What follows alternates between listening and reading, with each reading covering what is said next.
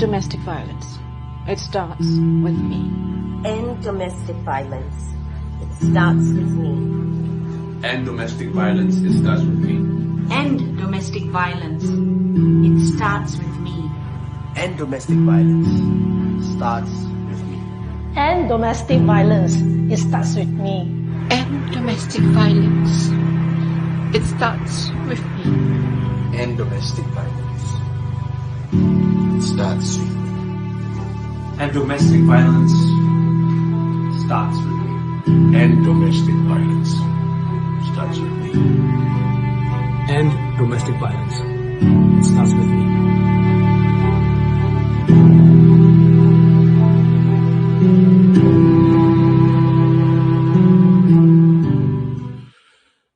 InsyaAllah.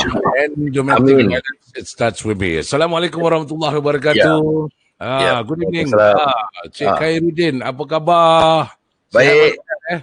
Okay.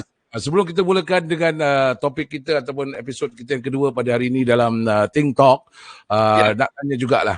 Ramai juga yang message, yang concern lah, sebab apa, dengar-dengar khabar bahawa Khairuddin Samsudin dimasukkan ke hospital akibat serangan stroke. Itu news.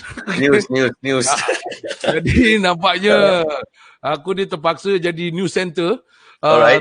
Ada orang tanya, malahan yang tanya pun bukan news saja. Yang tanya tu daripada sumber-sumber news. Contohnya Sumber news daripada akhbar. Ini daripada newsroom tanya. Betul ke? Khairuddin Samsudin kena stroke. Sebab apa? Dia dapat message orang viral masuk dalam ward dan sebagainya. Ini sekarang orang yang dekat sini cerita. Apa cerita, brother? Lu masuk hospital stroke. Apa cerita? Sebenarnya gua bikin stunt je untuk this program. Kan? Nak bikin stunt untuk this program. Jadi orang tengok program ni. Pasal tak ada lagu tau. Okay, what happened was aku, I think aku tak realise yang aku ada high blood pressure. So, I think last week, I think on Thursday or Friday. So, aku tengah nak ambil tripod. Nak kena ambil tripod dekat atas almari lah kan. Dekat rak-rak lah. So, aku I stood on a stool. Kena ambil sekali terus nak ambil, bukan ambil tripod, nak ambil lampu, lighting stand. Okay, nak ambil lighting stand. Sekali bila lighting stand itu tripod slip. Jatuh terus kena kat muka, kat mata sini. Lah, sini. Sini. Kena kat mata. Tripod, besar punya tripod. Ini besar tripod. Vintage punya. Kaki dia terkena, sorry sini. Kita terkena sini, terus bleeding lah. So I think because of that also, it caused the blood pressure naik juga kan. So aku tak tahu aku ada blood pressure. Maklum tak sedar dah tua kan. Dah tua. Tak sedar. Berapa kali aku panggil kau tua kau tak sedar juga. Aku ingat tu gurau. I see. So basically sampai masuk hospital ni. Bila aku dah kena, lepas tu aku terpelecuk, stool terjatuh. So kaki pula memang all injury bola semua kan. So itu kaki kanan kena so about 3 days. Lepas tu aku terus pergi jumpa doktor. Sekali lepas tu bila dah pakai banyak kaki kiri pula sakit. So I think because of due to that lah, so high blood macam naik. So bila aku pergi doktor cakap tak boleh ni, pasal dah rasa macam bengal-bengal kan kepala kan. So bila terus aku pergi doktor, I went to GP, dan lepas tu GP referred me to hospital lah. So that's where I was like macam it's just a precaution basically. Dimasuk message tu betul. Cuma mungkin bila orang baca, dia baca stroke aje. Apa dia nak kena check sama ada pembuluh darah tu kalau tersendat ke apa, memang department tu kita kan. Dia bleed sikit. Dia bleeding. Maksudnya macam kalau ada masalah dari segi peredaran darah kalau ada macam masalah darah. Department acute stroke department, jangan kata Kai. Dulu 1999 pun saya kena masalah sini, ada saya apa dia panggil Bell palsy Bell palsy syndrome. Paralyzed. Jadi pun sama juga dihantarkan. Bayangkan waktu tu kalau ada WhatsApp ke benda semua dah. Sami Yusof lagi ribut. Tak ada lah. Nanti agaknya dia tak besar-besar apa tau. Apa dosa si gemuk ni dah buat sampai kena stroke macam gitu. Jadi okay, it's good to hear. Alhamdulillahirrabbilalamin. Alhamdulillah, getting better. Jadi hari ini kita jangan dengar berita-berita palsu. Itu satu tujuan yang di mana kita nak sampaikan.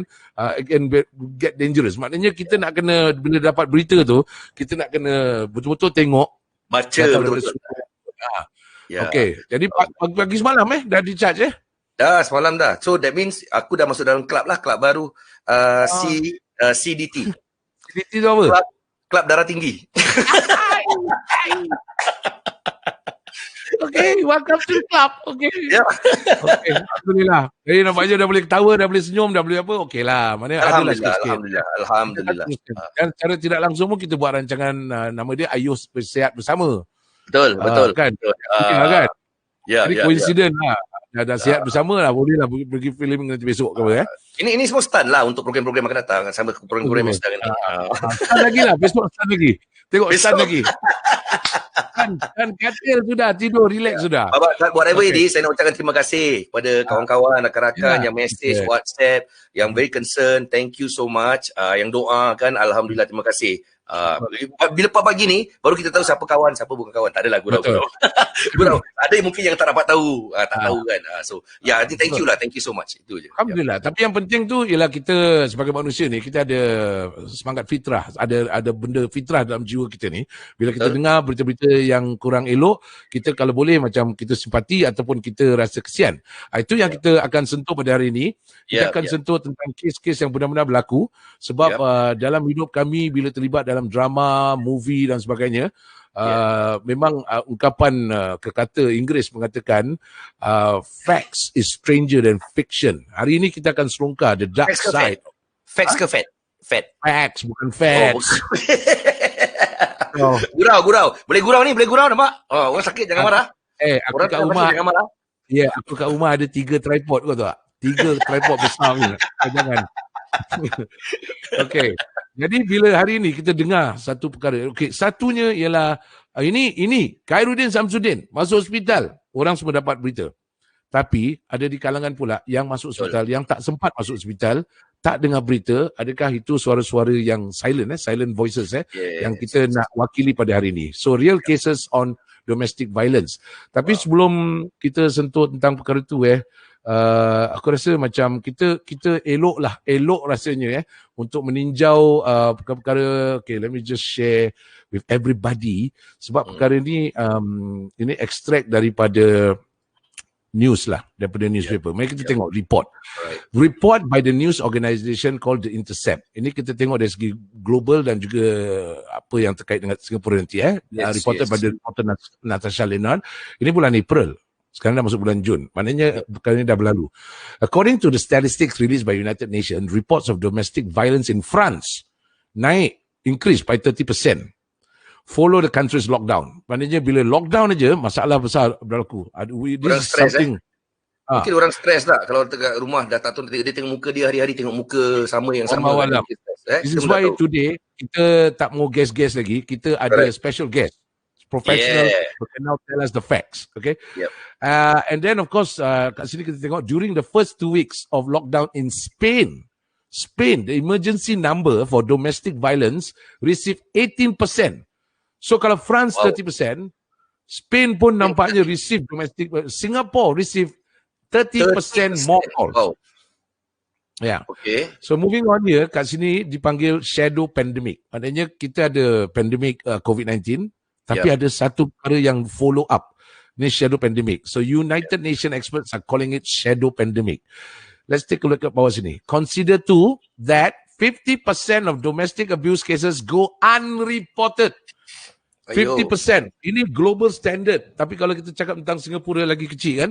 Yes. Dan berapa banyak yang sebenarnya melihat benda tu serius dan berapa ramai yang melihat benda tu macam remeh-temeh. Alah ni gaduh anak beranak. Ini tak ada hal. Correct. These are abuse. These are real abuse. Okay, kalau siapa-siapa yang meremeh-temehkan fakta ni, nanti kita akan bersama dengan pakar kita. Okay, we move on to the next slide.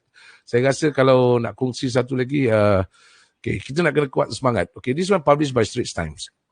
Okay, in May, family violence has been on the rise since circuit breaker measures kick in on April 7, according to the latest police figures. Okay, let's move on here. Fokus kat sini je.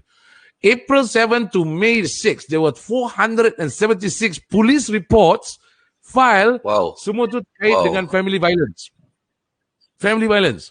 So bila kita ingatkan macam, kita boring, kita tak boleh keluar pergi pasar, somebody out there is living in fear. Somebody out there is now trembling sebab dia dah masuk macam World War tau. There was a 22% increase compared with monthly average of 389 for such case. This is amazing. Now kita cakap pasal dera, bukan wanita saja yang kena dera. This statistic, kes dera ini daripada Medicorp News. Kes dera kanak-kanak meningkat. Kita cakap kes kanak-kanak, kita bukan cakap pasal kanak-kanak yang dah dewasa tu, bukan kanak-kanak lagi. Ini defenseless beings, kecil-kecil, 3 tahun, 4 tahun, 5 tahun.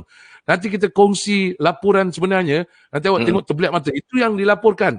But nanti kita akan dengar kes-kes yang diceritakan oleh kaunselor sendiri. Wow. Cik Zara, kita akan invite her. Kita akan dengar daripada peguam bela Cik Ahmad Nizam, for example, hari ini. Dan di mana reporting case ni, kadang-kadang benda tu tak reported, tapi daripada case lagi weird, lagi pelik. Tapi kita yang duduk kat tepi ni, apa kita nak buat? Okay. Dan kemudian tu kita akan dapat pandangan sikit daripada Ustaz Zaid Zain. Dan kita tengok perspektif what happened to masyarakat kita. Bersama dengan Cik Syarani nanti akan explain what to do next. What to do. That's why kita ada this thing called End Domestic Violence, It Starts With Me. Jadi tanpa berlengah, kita akan persilakan daripada Kasar Rauda. Seminggu lepas kan kita dah terangkan Kasar Rauda. Yes. Aku terangkan Kasar Rauda, kau main kasar, kau masuk hospital sekali. Tapi hari ini kita bersama sekali lagi dengan the founding member of Kasar Rauda. Kita persilakan yang berbahagia Cik Zara. Apa khabar Cik Zara? Khabar Cik Zara? Alhamdulillah. Alhamdulillah. Okey, syukur. Cik Zara suara macam pemberita lah suara. Boleh baca berita Cik Zara. Macam pemberita macam pemberita suara. Ya, dan usaha ini sebenarnya adalah usaha di antara Kasar Rauda dan juga White Hatters. Kita nampak dekat bawah skrin tu. Okey, ini usaha di mana dua dah bergabung. Bila dua pertubuhan bergabung, maknanya benda ni serius kan? It's very, very serious. Sebab kalau dia tak serius sangat, satu pertubuhan dah good enough to handle. Tapi bila dah bergabung, ni macam kira dah macam Avengers tau. Iron Man satu tak kuat. Wonder Woman satu tak kuat. Jadi Wonder Woman dengan Black Widow nak kena combine ni sekarang. Okay. So, okay, kita ni tukang announcer. Baik. Cik Zara mungkin ada yang dah kenal. Minggu lalu mereka dah ikuti. Tapi rasa-rasanya mungkin ada juga yang nak kenal juga, kenal sesuai. Jadi saya nak share, mungkin ceritakan sikit.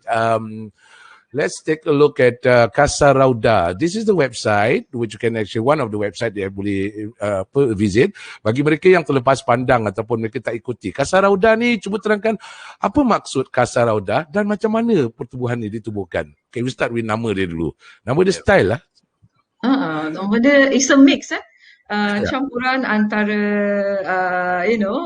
Kasar is, in Spanish is home and then Casa is in Spanish, maksudnya tu home. And then Rauda is in Arabic, tranquility lah, garden of tranquility. So in a hope when the woman comes and the children comes to Casa Rauda, mereka akan dapat pengalaman yang tenang, yang dapat mereka berfikir secara tenang untuk apa yang mereka boleh lakukan selanjutnya selepas penderaan.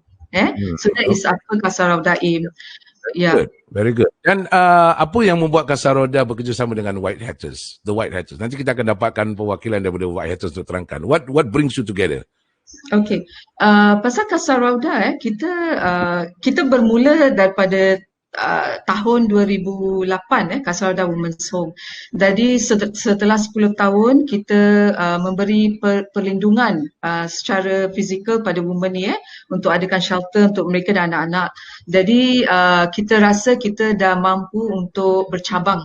Jadi bila kita bercabang, Kasar Rauda sekarang dah berkembang. Kita lakukan banyak outreach to the community dan juga dengan family-family yang perlukan pertolongan untuk bagaimana family boleh stay together in harmony.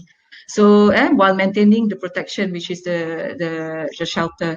So ini antara outreach yang kita buat ni, kita bekerjasama dengan MSF waktu tu untuk come up with a campaign. Ini campaign End Domestic Violence Starts With Me, salah satu campaign yang kita taruh bersama dalam sepanjang setahun campaign, bermula daripada tahun lepas, November tahun lepas dan akan berakhir pada November tahun ni. Ini campaign setahun campaign, kita bekerjasama dengan banyak partners lah. dengan partner that's yang good. terlibat and That's salah good. satu partner yang kita nak bekerjasama ialah White Hatters so jadi kita bergabung di sini untuk lakukan macam mana kita boleh dapat community to bekerjasama dengan kita untuk tangani penderaan dan mengakhiri penderaan. Okay. Okay, now kita move to the juice straight to the point. Pasal apa dalam social media ni orang tak sabar, dia tunggu bila nak start. Okay. Hari ni episode 2 real cases, bukan case yang di exaggeration, tak ada these are real cases. Okay, we move on to part 1. Dia ada 4 part. Hari ni kita cakap tentang case mendera anak. Sebab apa? Bila kita cakap tentang family violence, dia bukan bererti hanya kaum wanita menjadi mangsa. Malahan budak-budak yang tak berdosa ni dia ada the worst situation lah. Okay, sekarang kita nak tanya dengan bagi ada orang bila saya post dia punya dekat IG ke apa kan description dengan surat khabar tu, ada orang kata saya nak baca je perut saya sampai sakit nak baca benda ni. This is menyentuh jiwa kita that such thing can happen to manusia. Itu yang dilaporkan. Okay, cuba ceritakan antara kes-kes yang berlaku. Mungkin kita nak sentuh sikit dengan newspaper artikel. Ini kes yang dilaporkan. Tapi selepas tu nanti kita akan cerita tentang kes yang tak pernah kita dengar daripada Cik Zara. Boleh? Jadi sikit-sikit secara sebab banyak-banyak nanti orang pingsan.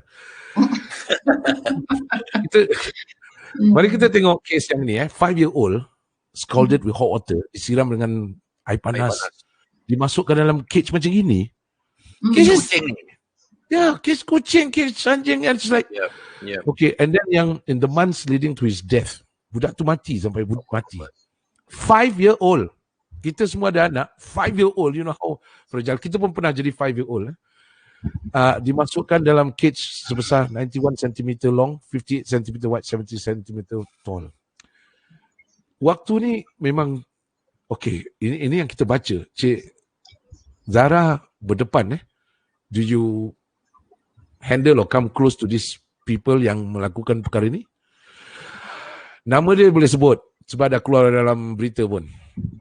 Azlin Arujuna, Rizwan Mega Abdul Rahman, both 27 years old. Diorang lakukan ni sebab diorang fear to get for child abuse. Mungkin kita dapatkan komen Cik Zara tentang this case ni dulu.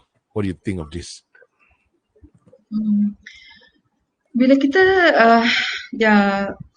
penderaan ni boleh berlaku pada sesiapa lah.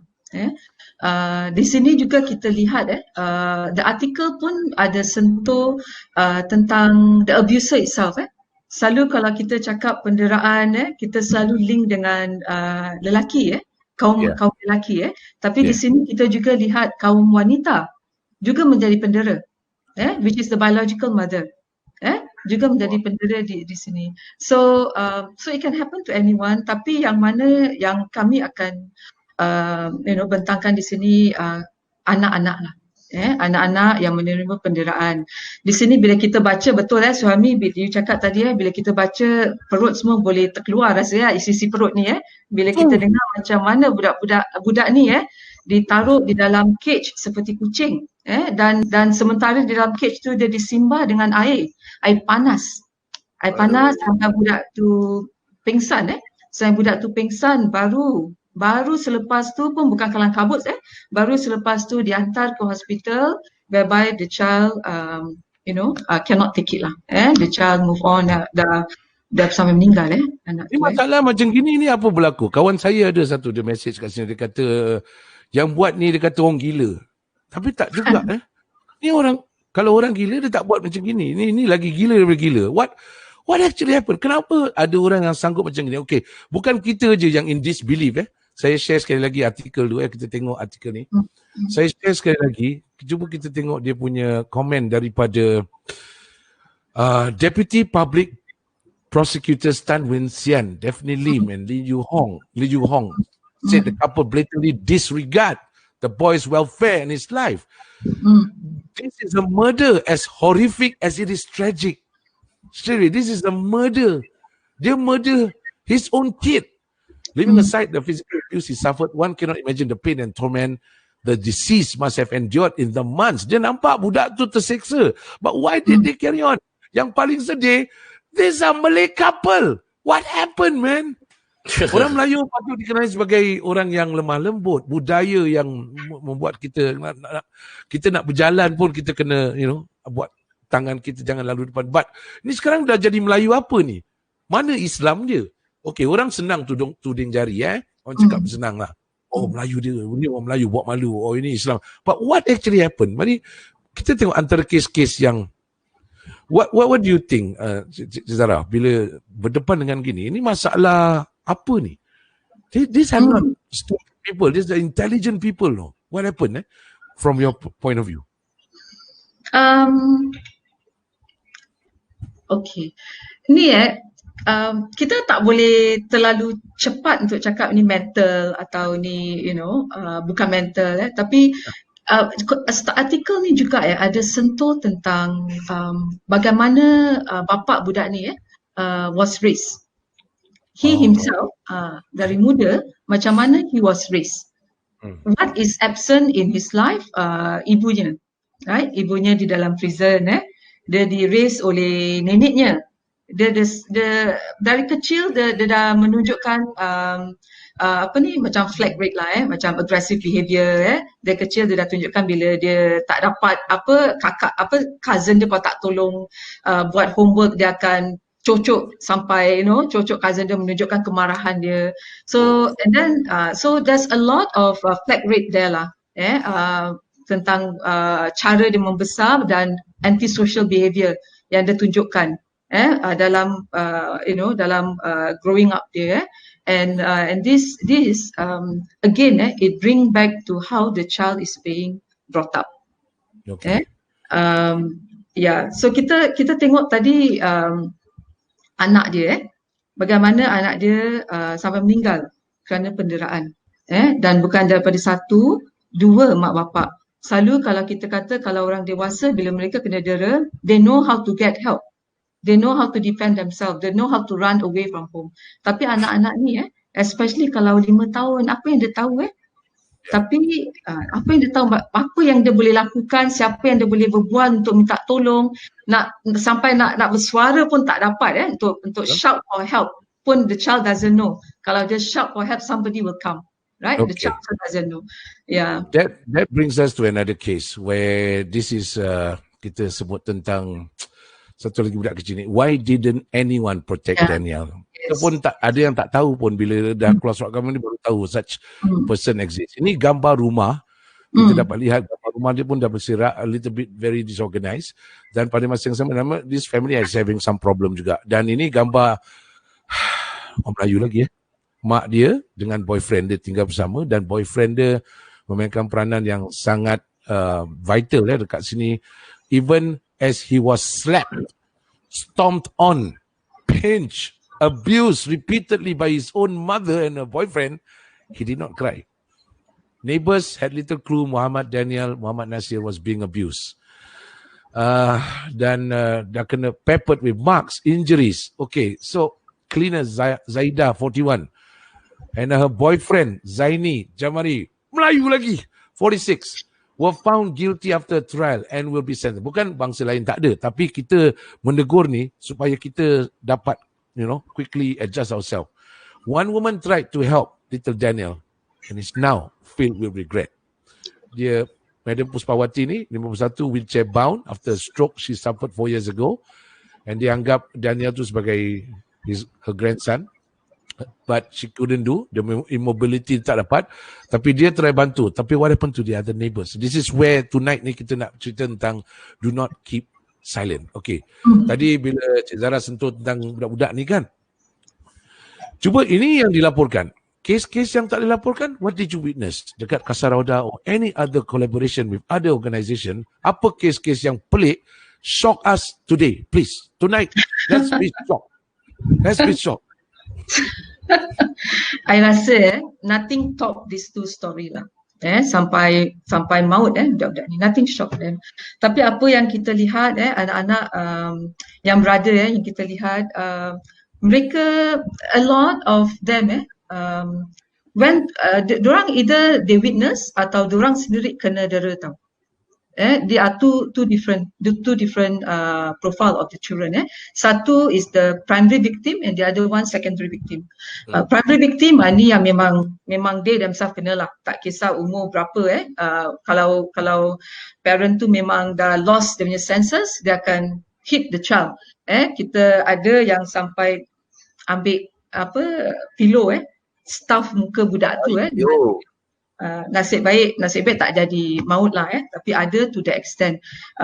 Yang ada bila kita berbual dengan budak nanti dia cakap bila bapak balik later on nanti ada slide pasal cycle of violence. So bila bapak balik yang ada sampai yang ada sampai terlepas di pants mereka sampai terkencing di pants. Just the thought of father coming back, just that thought. Okay, because dia tahu bila bapak balik, dia tahu what will happen next. Right? And yang ada kita lihat anak-anak di shelter sendiri they also become the parent. They take over the role of the parent at that very young age. Sometimes the age is as young as 9 years old or 10 years old. They become the parents to their younger sibling. What do you mean? When do you mean when they become parents? What do you mean when they become parents? Meaning they have to do what? Meaning that they have to take care of the sibling. Sibling yang lagi kecil daripada diorang. As young as 9 years old. Yes. They take over the role of the parents. Maybe because mak bapak terlalu sibuk dengan diorang punya own masalah. Jadi anak-anak membesar dengan sendiri. So a lot of these children, diorang become smart in a different way tau. They know how to survive. They learn to survive at a very young age. Okay, and they matured even before their time. And for these children, their childhood are being robbed.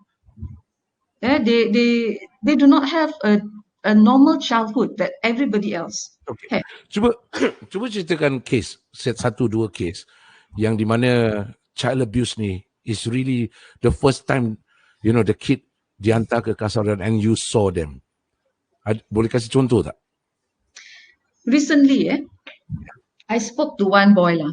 I spoke to a very nice boy, very quiet boy, all that. So I spoke to him.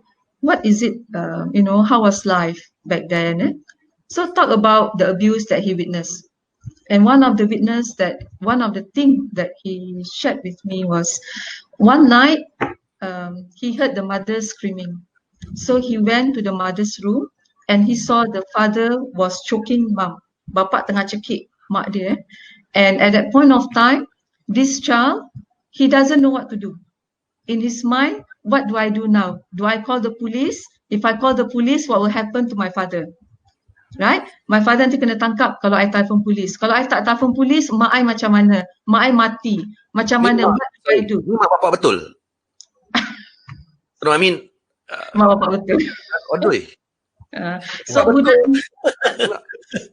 bapak dia tengah cekik mak dia tu and dia witness depan mata. How old is he? 8 years old. So he doesn't know what to do. In the end, they just go back into his room, cuddle the pillow and just close the eyes. He doesn't know what to do. So that is the trauma that they went through. So when we talk about child abuse, it's not just physical that they experience, they also experience the psychological and the emotional impact. So dari segi bila dia dah kena trauma macam gitu, how do you bring him up back? Macam dia tiap kali dia tengok adult, dia mesti rasa macam very very takut kan? Dia takut, dia tak trust kan? Because mak bapak dia buat macam tu, dia witness benda macam tu. How do you bring him up back again? Apa yang diberikan keyakinan pada diri dia? How did you do it? Of course kita ada counselling lah. Di Kasarauda kita ada provide counselling. Kita outsource counselling ataupun staff-staff di Kasarauda akan beri them advice, talk to them about what is happening and how to relearn the behavior. How to remove, we cannot remove the image because the image is already embedded into their head lah. We cannot remove the image, but we can teach them that not all adults are like that. Right? We can teach them that now they are in a safe space. Now they do not need to be so frightened anymore. Right? Now they are in a safe space and mommy is also safe. Do you think that lebih ramai out there yang lebih kurang macam tu? Like that boy? Do you think because of the situation today, economy Malaysia, COVID-19, life is becoming a bit more stressful. Do you think there are many potential out there? Because victims, according to a friend of mine, dia cakap, memang betul, dia kata, victim has no face. You don't know the next person next to you is actually a victim. Yes, true. So these people are innocent. Even the abuser tu pun muka dia muka innocent. Because this is not like movie. Dekat movie kita tahu, Batman is a hero, Joker is a crook. But in real life, kita tak tahu siapa crook, siapa abuser and siapa victim. On this, Suhaimy, kalau I boleh go back to that story, why didn't anyone protect Daniel? Because you say victim got no face, right? So why didn't anyone protect Daniel? That's one statement yang dia cakap, Daniel was a 2-year-old and a brave boy, right? Even after slap, storm, pinch and abuse repeatedly by his own mother, the boy did not cry. That statement is a very powerful statement. He did not cry at that age, 2 years old. He doesn't even know what is crying. And 2 years old. Why do you think he did not cry? I'm lost for words. Any child kena sikit aja dah melenting, dah menangis sekuat-kuatnya, right? But this boy did not cry. Many assumption kenapa dia tak nangis. Tapi salah satunya ketakutan yang terlalu ekstrim. Selalu mak-mak kalau kita dengar, kalau kita mak-mak, especially mak-mak yang dulu nangis lagi, you nangis lagi kena teruk lagi nanti.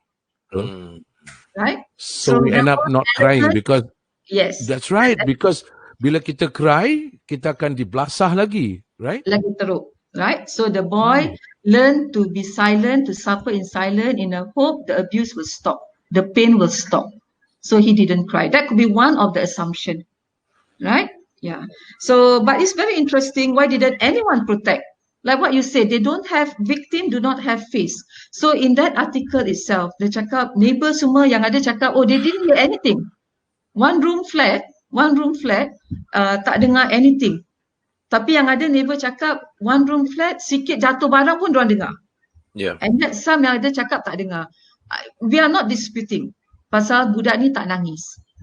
Budak ni tak nangis sampai neighbor boleh dengar, kenapa nangis dia berlainan daripada budak-budak lain. Kan? Dan tu agak budak ni pun tak dibawa keluar. Dia pun tak dibawa keluar, dia terperap dalam rumah tu Jadi tak ada orang tahu what's going on in that house. Right? Tapi pada yang pasal Daniel ni pula banyak yang tinggal di rumah tu Jadi banyak yang boleh memberi pertolongan. Tapi ada limitation diorang lah. Ada limitation. Tapi yang di sini yang nak dikatakan ni, boleh tak neighbor datang forward and ask, everything alright in the house? Saya dengar ada tangisan budak selalu budak tu okey tak? Saya jarang nampak budak tu tapi saya selalu dengar dia menangis. Tapi tak pernah nampak budak ni. Right? Everything okay? Kadang-kadang kita boleh, as a neighbor kita tahu macam rumah ni macam muram sikit lah. Keadaan rumah tu macam muram sikit. Kadang kita tak perlu dengar hari-hari pertengkaran tapi kita boleh dapat rasa every time kita pass by rumah tu agak mungkin muram, selalu senyap, macam yang ada tinggal pun macam bila orang jalan mata diorang macam cepat tengok orang tu tengok tak dalam rumah ni. Macam these are all telltale signs yang neighbor boleh look out for. Okay. We're going to touch on that. This is the first part where kita sebut tentang kes-kes mendera anak yang ditangani oleh Kasarauda Cik Zara sendiri. And then nanti kita akan kembali bersama dengan Cik Zara to talk a little bit more about things that we can do. So kita akan sebut tentang perkara ni. Of course orang pun terasa seperti mana yang Cik Zara kata tadi. Okay, let's read some comments. Ada kata ni orang confirm ambil dadah, hayal dan bingit. Seperti mana Cik Zara kata, it's very difficult untuk kita just throw one conclusion sebab it's more than meets the eye. We have to see. Cik Zara dah berapa tahun Cik Zara dah buat counselling ni I mean you started since bila I was a school counsellor for 3 years and then marriage counsellor for 3 years and then I joined Kasarauda. Yes. Your whole life is counselling Yeah.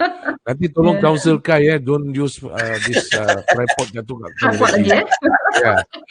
Of course, we get sentimental comment as well. You know, the things we see during, bukan sentimental, emotional.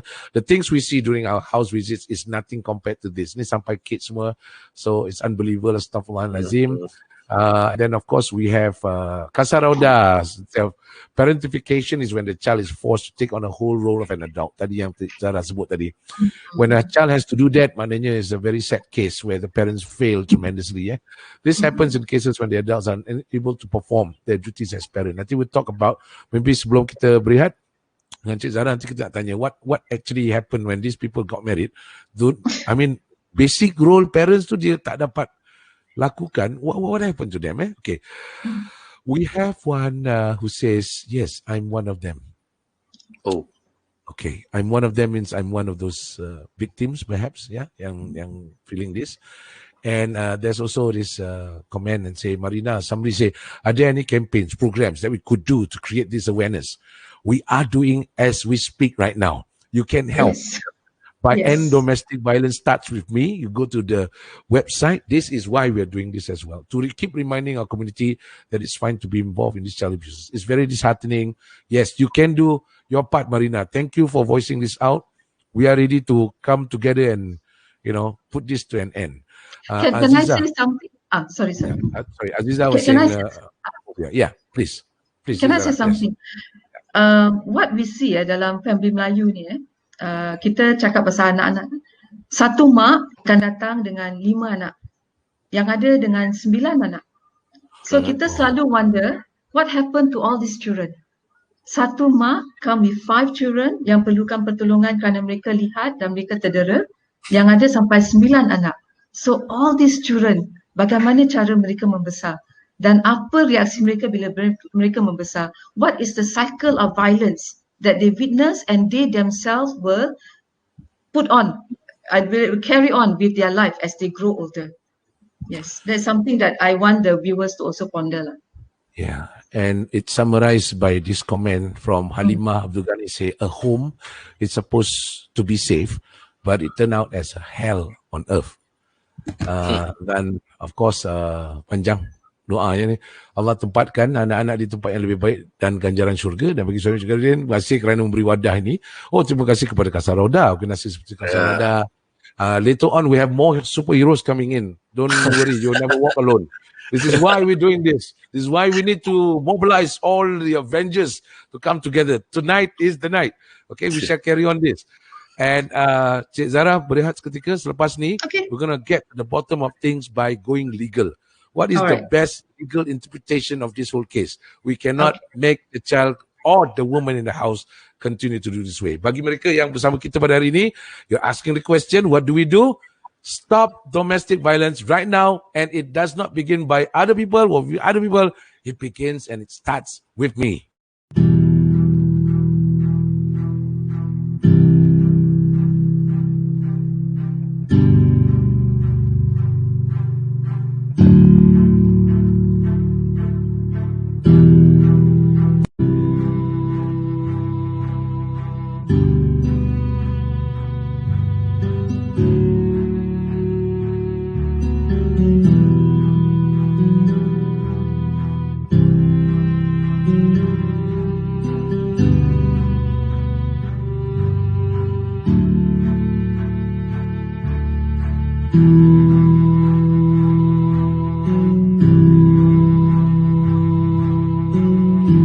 Domestic violence.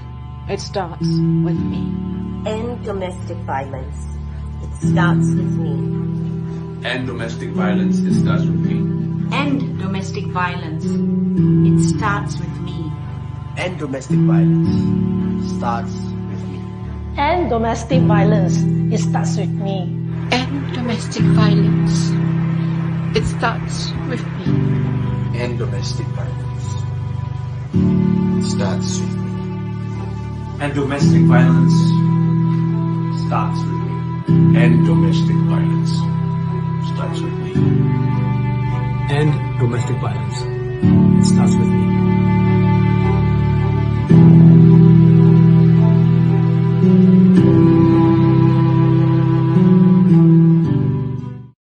So how to help? You can spread the word. Go to enddomesticviolence.sg, and then down there, whether you're a victim, the abuser, or just a bystander, please, there is a place for us to do our part. So later on nanti kita akan bersama dengan Puan Syahrani Hassan yang akan menerangkan what and how do we actually read and maximize the website.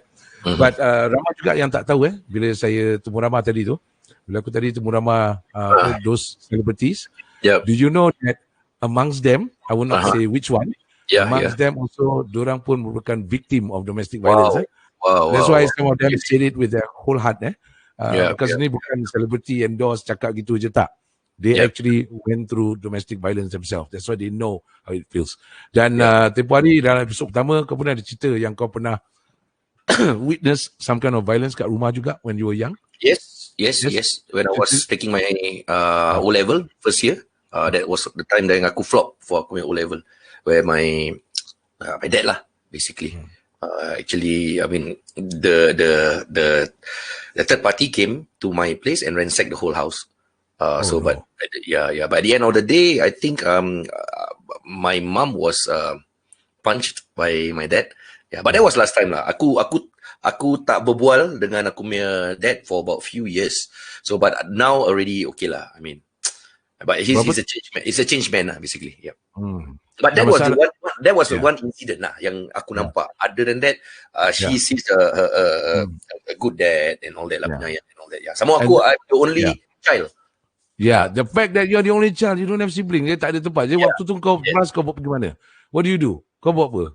Aku pergi Where do you go? Tidak. Pergi tidak. No. What I'm trying to say. No, seriously. Because at the end of the day. Tapi kat luar nampak happy. Tapi betapa remuk kau kat dalam tu, nobody knows, right? Itu sebab tu aku cakap, orang tengok muka aku macam nampak fierce. Tapi kat dalam ada garden, ada botanic garden. Sama juga lah. Macam orang tengok gitu. Orang tengok aku asyik ketawa. But I'm a human being also.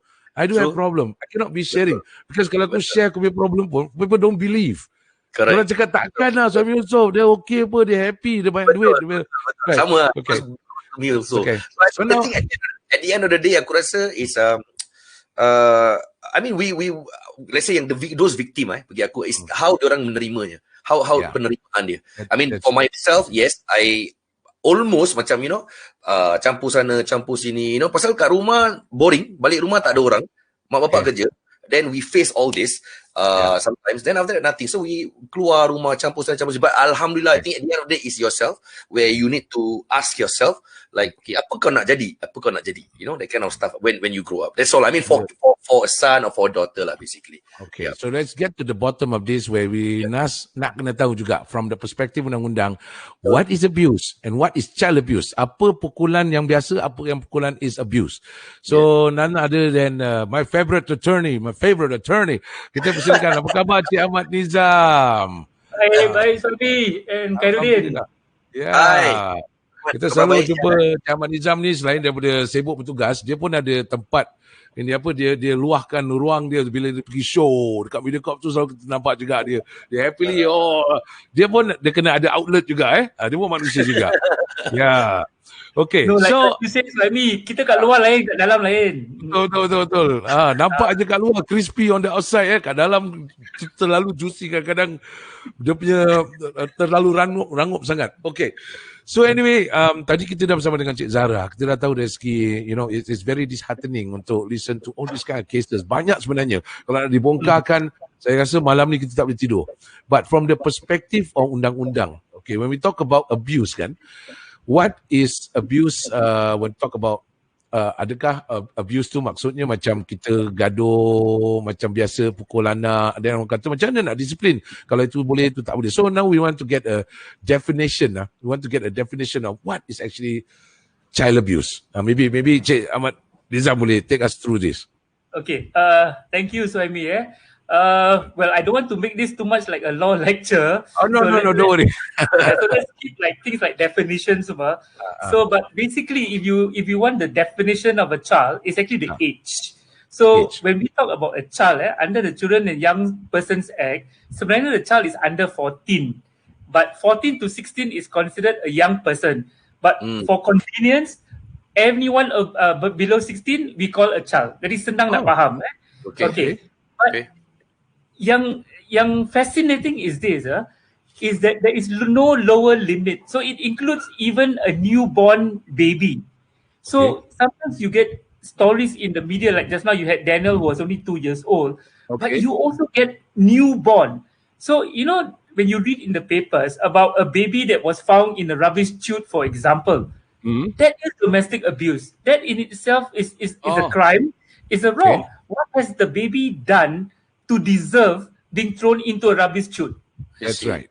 You know, I think a child is entitled to be born into this world safe and secure, not surrounded by dirt and rubbish, right? Only for someone to come and pick up if they are lucky. So that's a very sad point that we have to understand. And there are some that even when they have a baby who's less than 1 year old, they pass the baby around.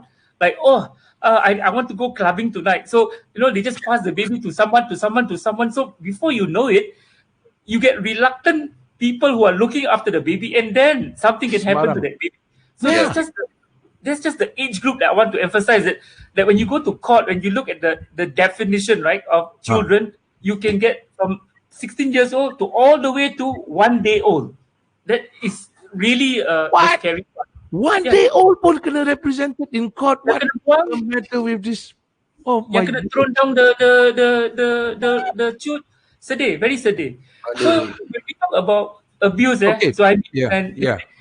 you get, I think sexual abuse is easy to understand. So we can reserve that for a later part tonight. This one.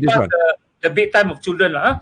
So for the physical abuse, I think you raised a very good point just now. Pasal you cakap, where is the line between abuse and disciplining the child? Is it wrong to discipline the child? Is it wrong to just rotan the child?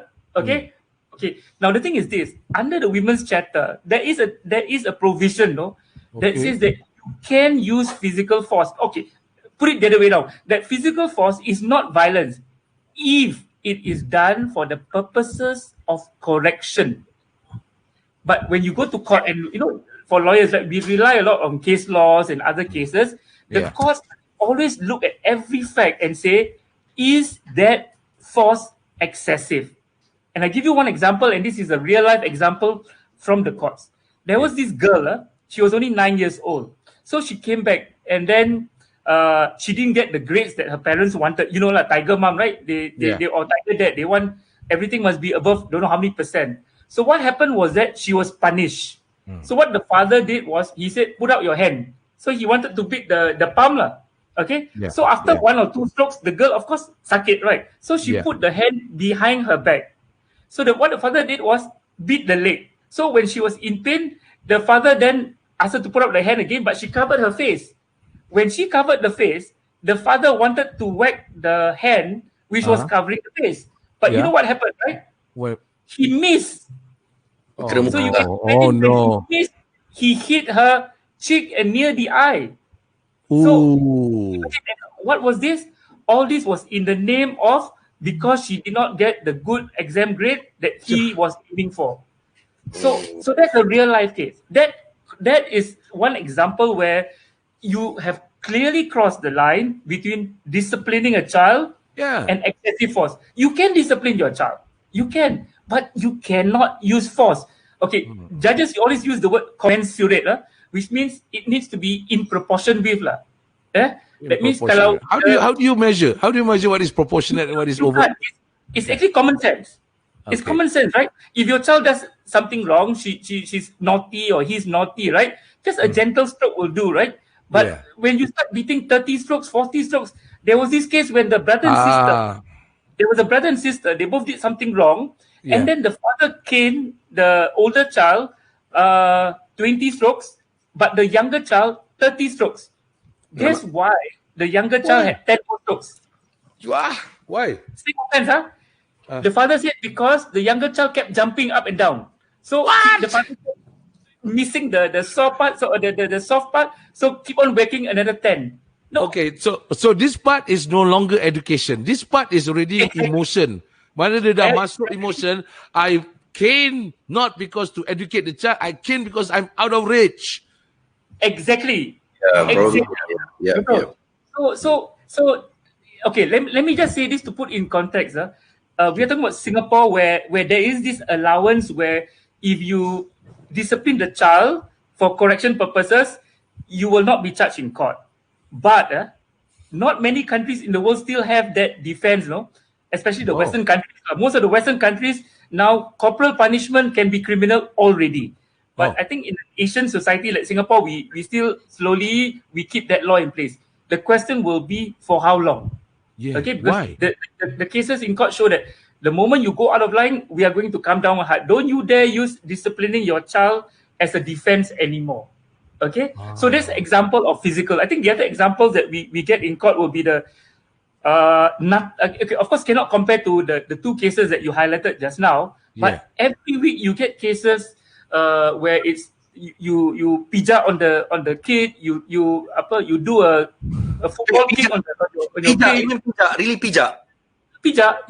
Kadang-kadang budak tu dia panggil budak tu tak nak datang, dia masuk dalam bilik dia pijak budak tu. Oi, kenapa kau tak datang? So we've got things like this. So very angry parents. Dia dah lama tak kena pijak apa dia.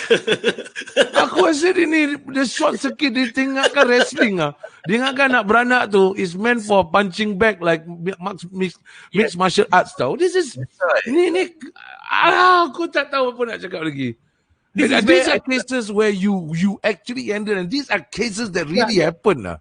Oh my goodness. These are cases that actually end up in court. and in court. And I think later I will say, yeah. Oh, okay.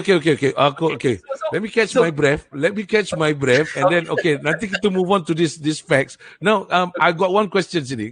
Down here, there's a statement. Okay. Anyway, this slide I didn't do myself. Of course, I get Cik Ahmad Nizam to actually advise on how to present this discussion point kan. You put in here acts of omission. Acts of omission. What do you mean by acts of omission? Macam ni not giving basic needs. Can you explain what is act of omission? Okay. The omission means you don't do something. Something. You don't give the child the basic needs. You don't give the food and milk. You don't look after your child. So you omit means you tak buat lah.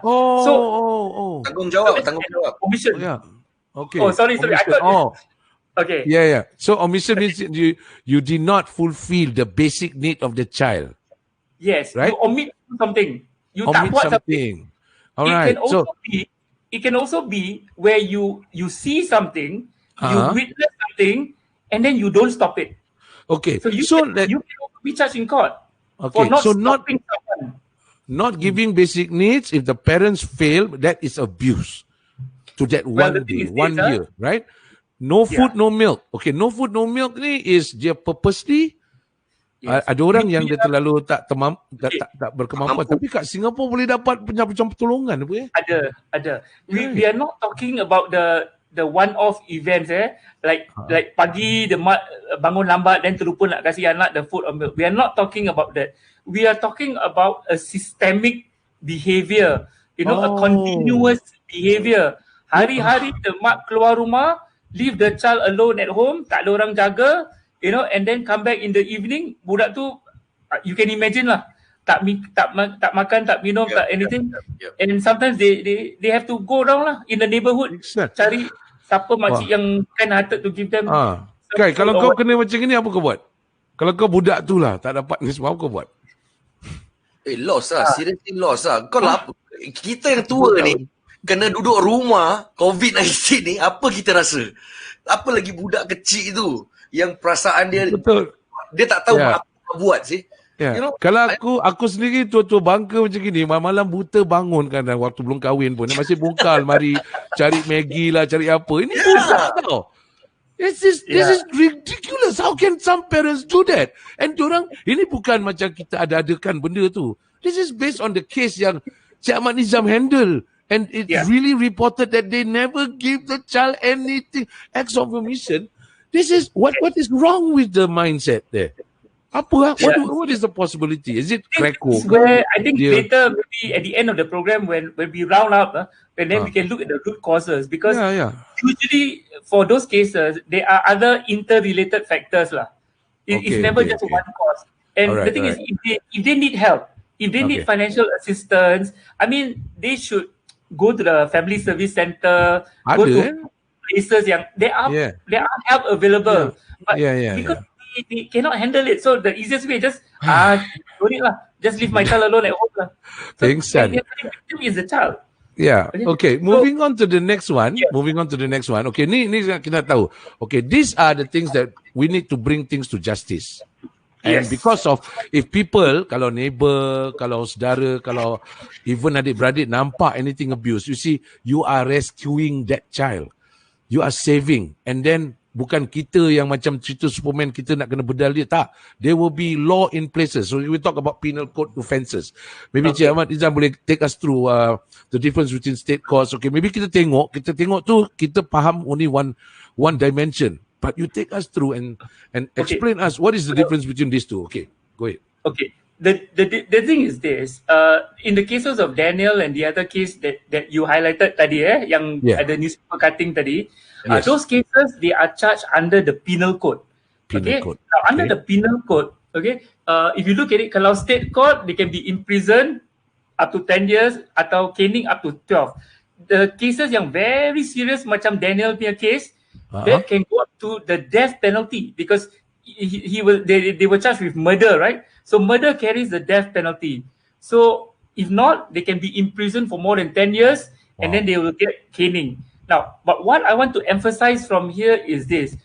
When they are charged in court, when the judge is looking at the case, his main focus is on the offender, on the abuser. How to punish the abuser. And when they punish, usually is also to send a signal, a signal to the community, to the rest of Singapore, that this case is so serious. I must send a very strong signal that other people will not even think of following. So that's the primary focus when they are charged under the penal code, and then they are sentenced in court. But we have to then we contrast this with the next slide actually. Oh, okay. So that means tadi there's a big difference between state court tu kira dia punishment, tapi bila mid-level, and then high court tu bila kira tu dah that's why death penalty is spelled out dekat situ There cannot be anything more serious than the death penalty lah. Okay, so we look at it again, state court, and then there's only maximum pun caning. So this is a warning to those who want to enjoy torturing other people. You will be tortured by the law. And the high court, dah masuk high court, that means you can even go to death penalty, because macam tadi punya case tu, it was considered as a murder case. Very difficult to fight. Okay, moving on to the next slide, as how J. Ahmadizam said. This is CYPA. Okay, what is this? Okay, this is where I want to draw the big comparison, is this.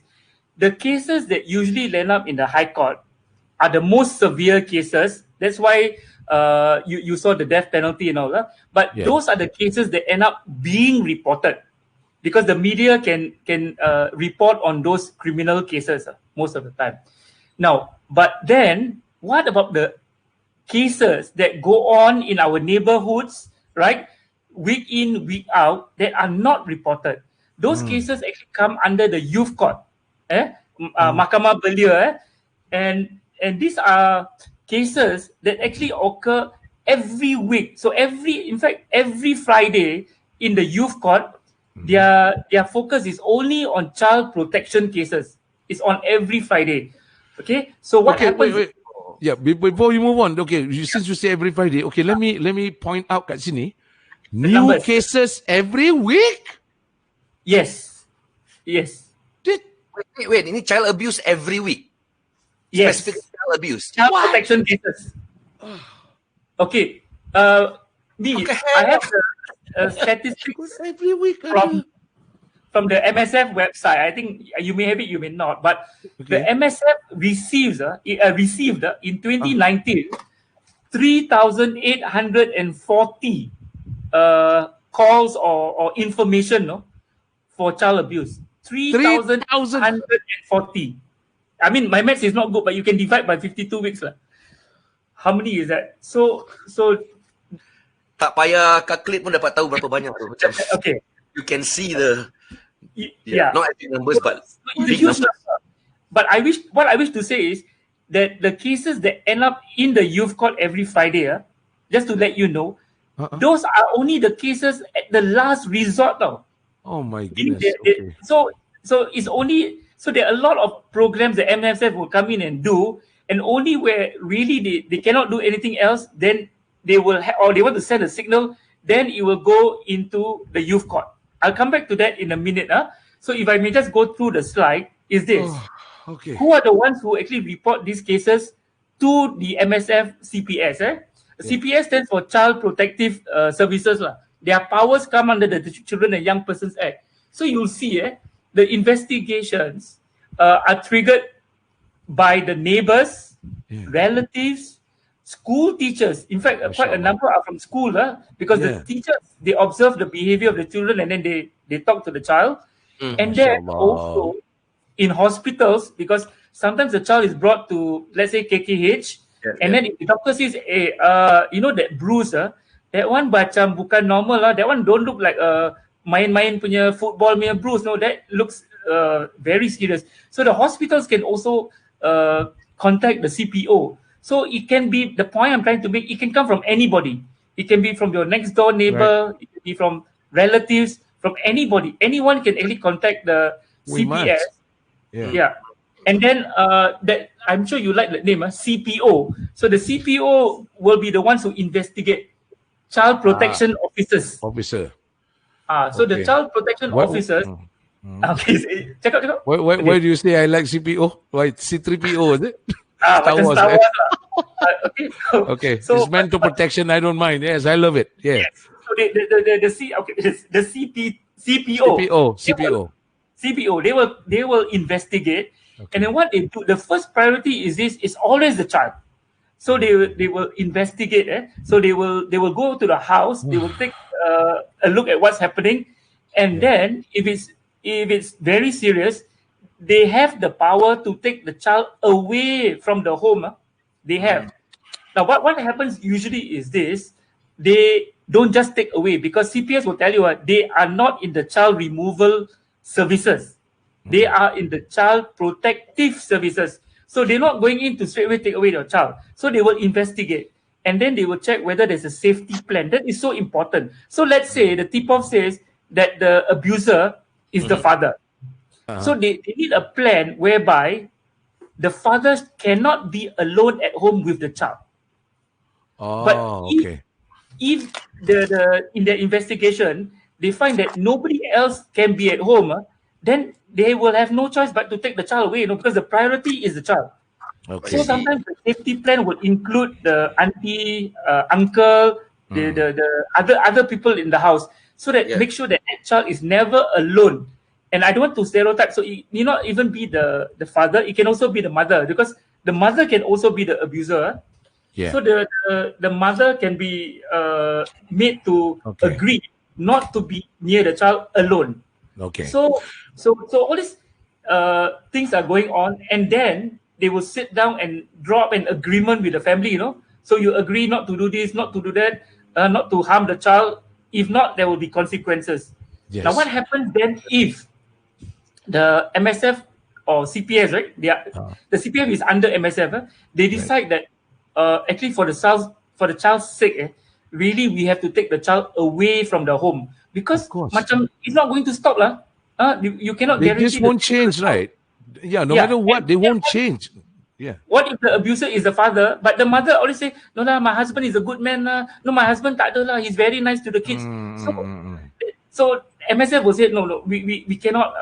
We don't feel safe for the child. So they will go to court, the youth court, and they will apply for many things. And one of the things that they will apply for is that the child be placed in a foster care.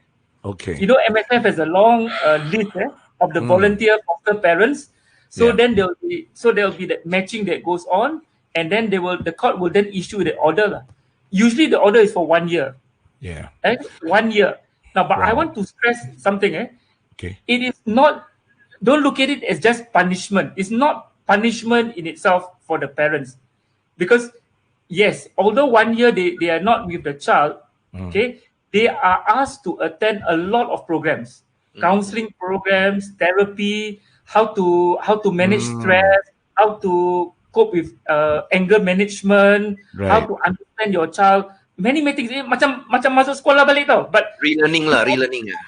It's reprogramming what went wrong with them. Maybe dorang punya, we need to cut the cycle anyways, because they could have come from a very background yang maybe horrible, and then they thought that life is like that. So now what the pihak pemerintah or pihak berkuasa do is basically to give them coaching, recoach, because they need special counseling, because their mindset is not like any one of us who grew up normally. Yeah, right.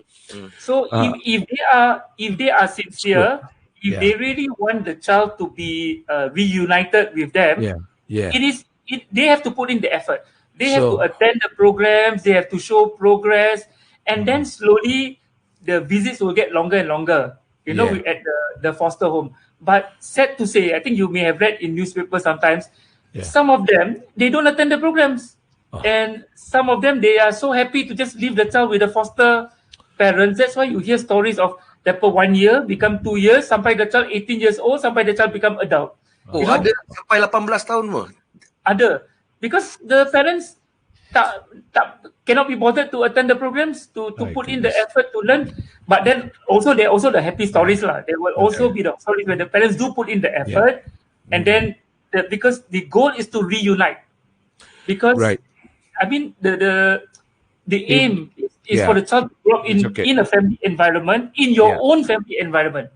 If they can be united, they'll be united. If not, you are actually doing something to save the child. At least the child can start a new, better generation, right? If the parents decided not to be helped. Okay, so talking about this, banyak orang pun dah macam geram bila dengar benda ni. Halimah Abdul Ghani kata, I'm holding my vomit and my nafas listening to this. Very horrible. Dia tak boleh tahan. Dia kata, this is just nuts. Another one says, Sufia Hamzah, Hungerford kata 73 to 74 cases per week? Okay. That's crazy, dia kata. Yeah. Let me clarify. The 73, 74 cases will be the inquiries, not the cases that end up in court. No. Okay? Not end up in court. Okay. Because the MSF will make sure that they sniff out where they can be counseled, where they agree, where the parents agree to undergo the programs, what they call a VCA, a voluntary care agreement. The parents can say, okay, I agree to be to undergo this program, that program. I agree not to cane my child. I agree. Then the MSF, then we don't bring you to court. Okay. And then inquiry is already bad enough. There's something going on. Bukan case lagi. Inquiry alone is already bad enough. MSF, according to Kasar Roda pun kata, protectives will receive 3,840 inquiries about child abuse. That's how that lady divided it by 52 and got the 73, 74 per week. Yeah, you cannot do this as a math problem, because this is not a math problem. This is life problem. This is goes beyond the mind. Okay, so what we can do is we must play our part. We cannot keep quiet. Seperti mana Cik Ahmad Nizam tadi kata, even teachers, they play their part, relative, neighbors. They don't want the child to continue to be abused in that way, because it's end up being killed. And then they want the parents, at least by reporting it, by getting some help. Nanti kita akan tunjukkan macam mana getting some help and all that. But firstly, we need to know. Kadang-kadang tengok salah aja, tengok Khairuddin dia apa, cane anak dia aja, terus dengan dia sekali dengan kucing dia kena report. No, but we need to know who are the abuser. Okay, Cik Ahmad Nizam, take us through. Who is actually the abuser? Kita pun tak nak lontar batu sekali kena salah orang. Dah jiran tetangga okay, COVID-19 kita tengok macam suspicious je. So who are the abusers? Take us through to these points. What do you mean by all these points yang you presenting? Okay. Yeah, well, I use the word perpetrator because that's the word social workers like to use a lot, but they also be the abuser lah. Okay. It sounds common sense, right? The perpetrator can be the caregiver, but that's precisely because they are the ones looking after the child. Jadi the close proximity, yang paling dekat is actually between the caregiver and the child. So of course, therefore the likelihood is that will form the biggest pool. So I think that's quite easy to understand. But what I want to stress is that it can also be the non-caregiver who is the abuser. So for example, I think Kai wanted to suggest that just now when he asked, siapa bapak dia, bapak betul or what? Because sometimes it's the case of a stepfather, or it can be the case of a boyfriend. So they just come to the house once in a while, but when they come to the house, they macam boss gitu, macam king, and then they start pushing the little kid around. So the kid is defenseless. Apa kid tu boleh buat? Dia baru 5 years old, 6 years old. I mean, he cannot fight back. Jadi kesian sekali budak ni pasal he will then turn to his mother, right? Like, rescue me, help me. Tapi the mother tak buat apa-apa. So that's why we come to the part where the act of omission by the mother can also be an offense. Your job is to protect your child against the abuser of your child. You cannot just stand there and then keep quiet, no? By keeping quiet, that is itself a wrong. So the non-perpetrator, yang the non-abuser, dia stop the abuse. For what reason? Kadang-kadang she or he herself can be frightened, too frightened. Pasal the guy is really hot-tempered, right? Takut dia pun kena bully lah. And that's where they need to know where to go for help. And then the other one is because they are dependent on the abuser. Because the abuser is the one yang kasih duit, and in some cases, I mean, maaf cakap sometimes boyfriend, girlfriend live together. When I say that, dengan the anak of the lady, for example, right? So she needs the money from the boyfriend. And then, because if he doesn't give her money, they got nowhere to live. Tak ada rumah nak stay. So, so dependent that apa the abuser buat, they just take it only. Tapi the child is itulah dragged in. Then the other one is where they are determined to keep the family intact. I think you've heard this before, that they have this ideal that, no matter what lah, we must make sure that we maintain a family unit. Nanti malu, kat luar. So no matter what, we just take it lah. We just take it. The last one is actually is for Ustad later on lah, because sometimes you hear that they say, hey, but under the religion, right, I can discipline, I can educate the child. So in the name of religion, I do all this. But that one I'm leaving to Ustad lah. Sengaja I put it in lah. They try to play punk with the religious punya point of view pula nanti Okay, so anyway, okay, maybe we before we end with the last final slide daripada Cik Ahmad. There's one question here. Maybe dia tanya this. In a heated situation, can the police take away the child? Okay. Can the police do that? Yeah. Okay. The police with a rank sergeant and above, actually under the Children and Young Persons Act, can actually take the child. But the police does not take the child to the police station. The police quickly has to inform MSF, because there is, under the Children and Young Person Act, someone who is designated as the director or the child protector in Singapore. No, there is someone with that power, and then quickly inform the child protector, who will then mobilize MSF to come in. So child services will quickly come in. So when they say police take away the child, don't worry, the police will not take the child to the police station. Right. Okay, they will contact MSF, and then MSF will have a lot of agencies that they can activate, because the idea then is to put the child in a safe environment, away from whoever is the abuser. Can be the father, can be the mother, or both parents. They can do that. Okay. This question, maybe Kai, kau jawab. Majority cases is mostly which race? We don't go to the race boundary here. Every race has its own problem, kan? Cuma sekarang ni kita cakap bahawa kita ni orang Melayu, kan? Kau orang apa? Italy? Aku biasalah Italian. Then you talk about Italian cases. We're not highlighting that the Malays are this, Chinese is this, Indian is this. No. Dalam Singapura, secara purata, kan, according to what we have presented and read and all the reports, domestic violence is on the rise. That's the case. That's the attention focal point kat situ. The second part is, kita orang Melayu bantu orang Melayu. Kalau orang Cina, diorang bantu orang Cina sebab diorang lebih memahami. So we know the best because we know budaya kita. Kita boleh cakap macam ada ajaran agama, dia pun boleh mengaji. Kenapa dia buat begitu? Tapi orang Cina kalau nak membantu orang Melayu, dia tak faham bab tu. Jadi, ini I'm talking about unless the Chinese Muslim, itu pun they grew up in a different environment. So, we're saying that every race, masalahnya sekarang is on the rise. So we need to stop this supaya kita berhenti. Okay, last part comment ni that will bring to our next slide. Dia kata, Iskandar Ramli kata, the non-perpetrator could also be abused by the abuser. Very good point. Yeah, very good point, because that is what Cik Ahmad Nizam punya last slide.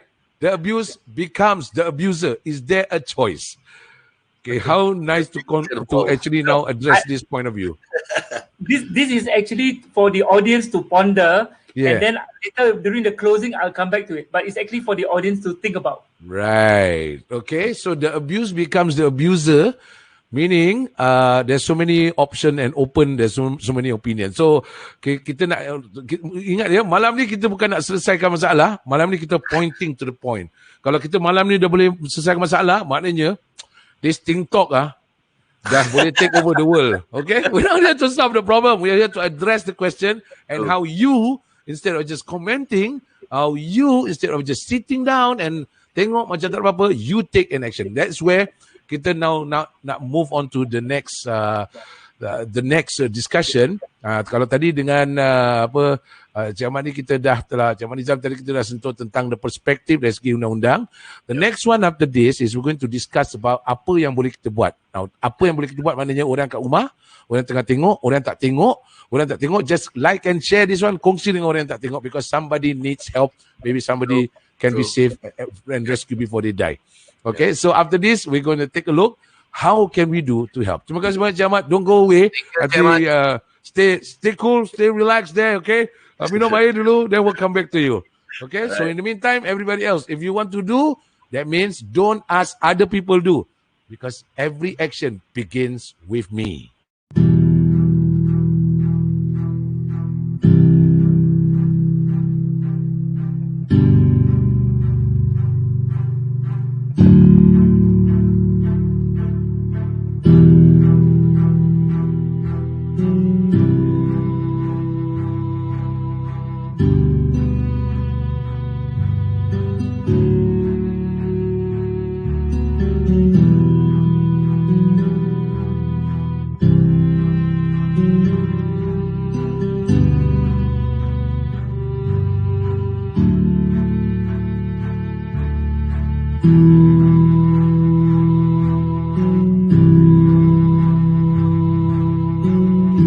Domestic violence. It starts with me. End domestic violence. It starts with me. End domestic violence. It starts with me. End domestic violence. It starts with me. End domestic violence. Starts with me. And domestic violence, it starts with me. End domestic violence. It starts with me. End domestic violence. Starts with me. And domestic violence starts with me. And domestic violence starts with me. And domestic violence starts with me.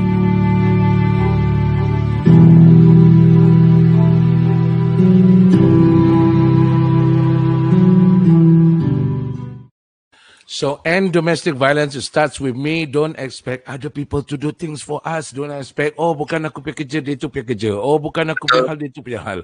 So, it starts with me. So, rasa tujuan kita.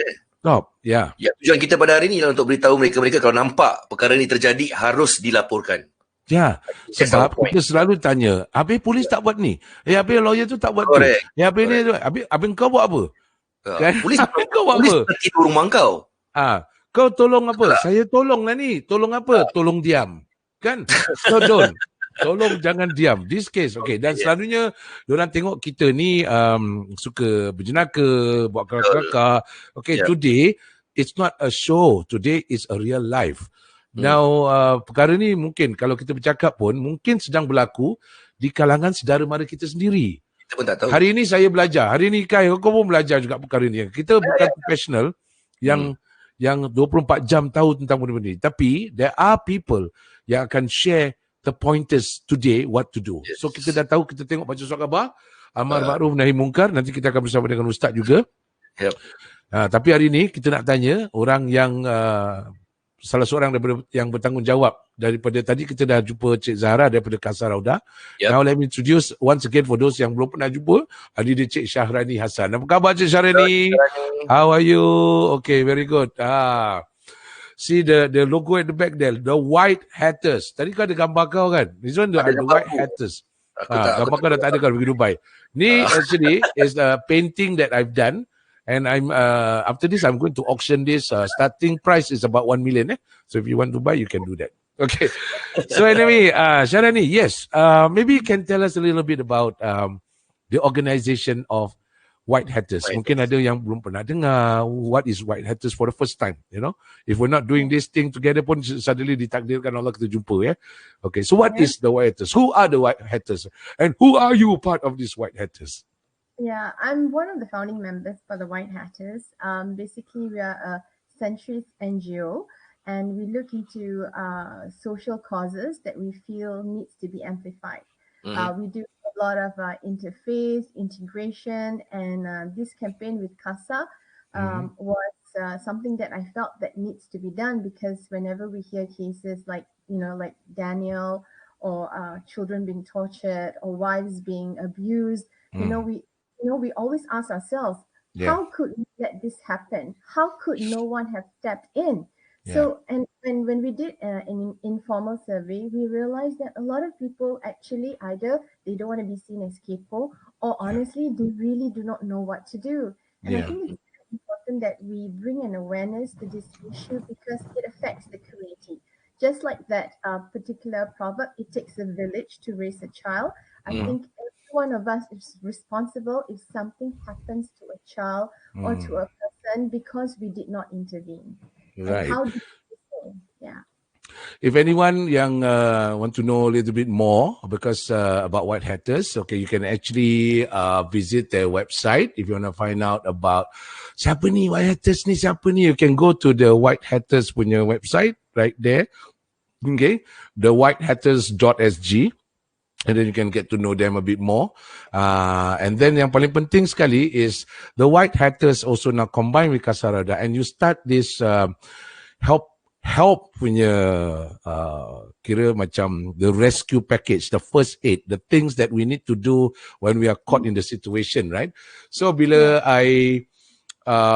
okay, let me see if I can share the End Domestic Violence Singapore. Okay, End Domestic Violence. Tahu here, anybody, tadi ada cakap, tak ada ke orang buat gini, tak ada ke orang buat kempen, tak ada ke orang tu.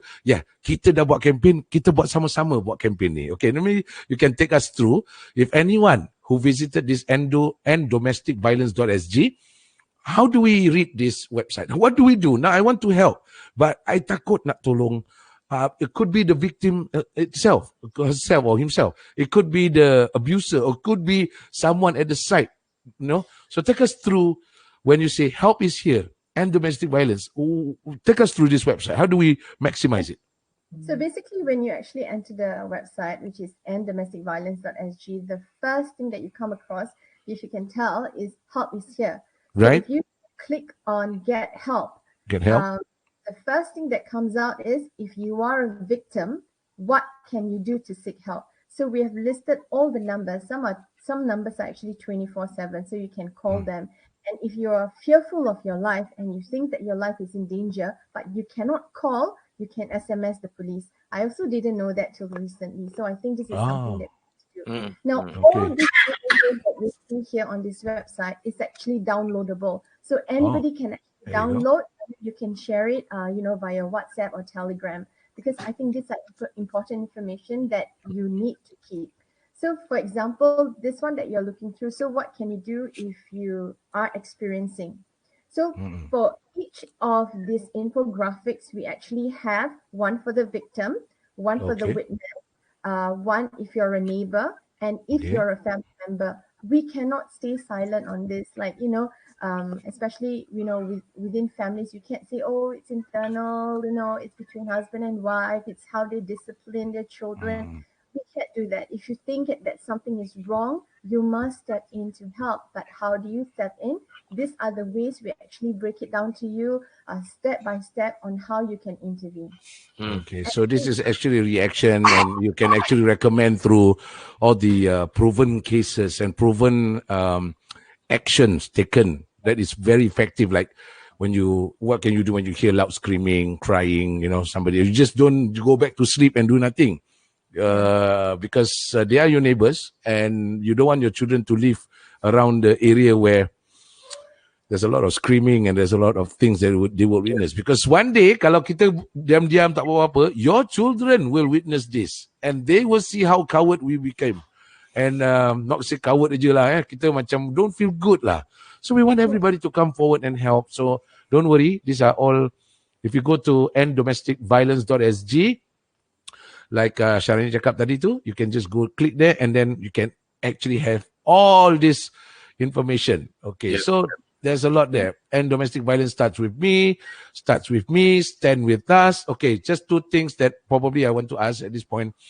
And domestic violence starts with me. Tadi kita dah terangkan lebih kurang, but this is one slogan that has been specifically chosen for this. How did we arrive to that point? Did we, like maybe, a lot of people nak buat tapi maybe they don't know, maybe they're scared? Is that some of the motivating factor why you came up with this starts with me, or the whole group eventually say it has to be this slogan? Tell us a bit more.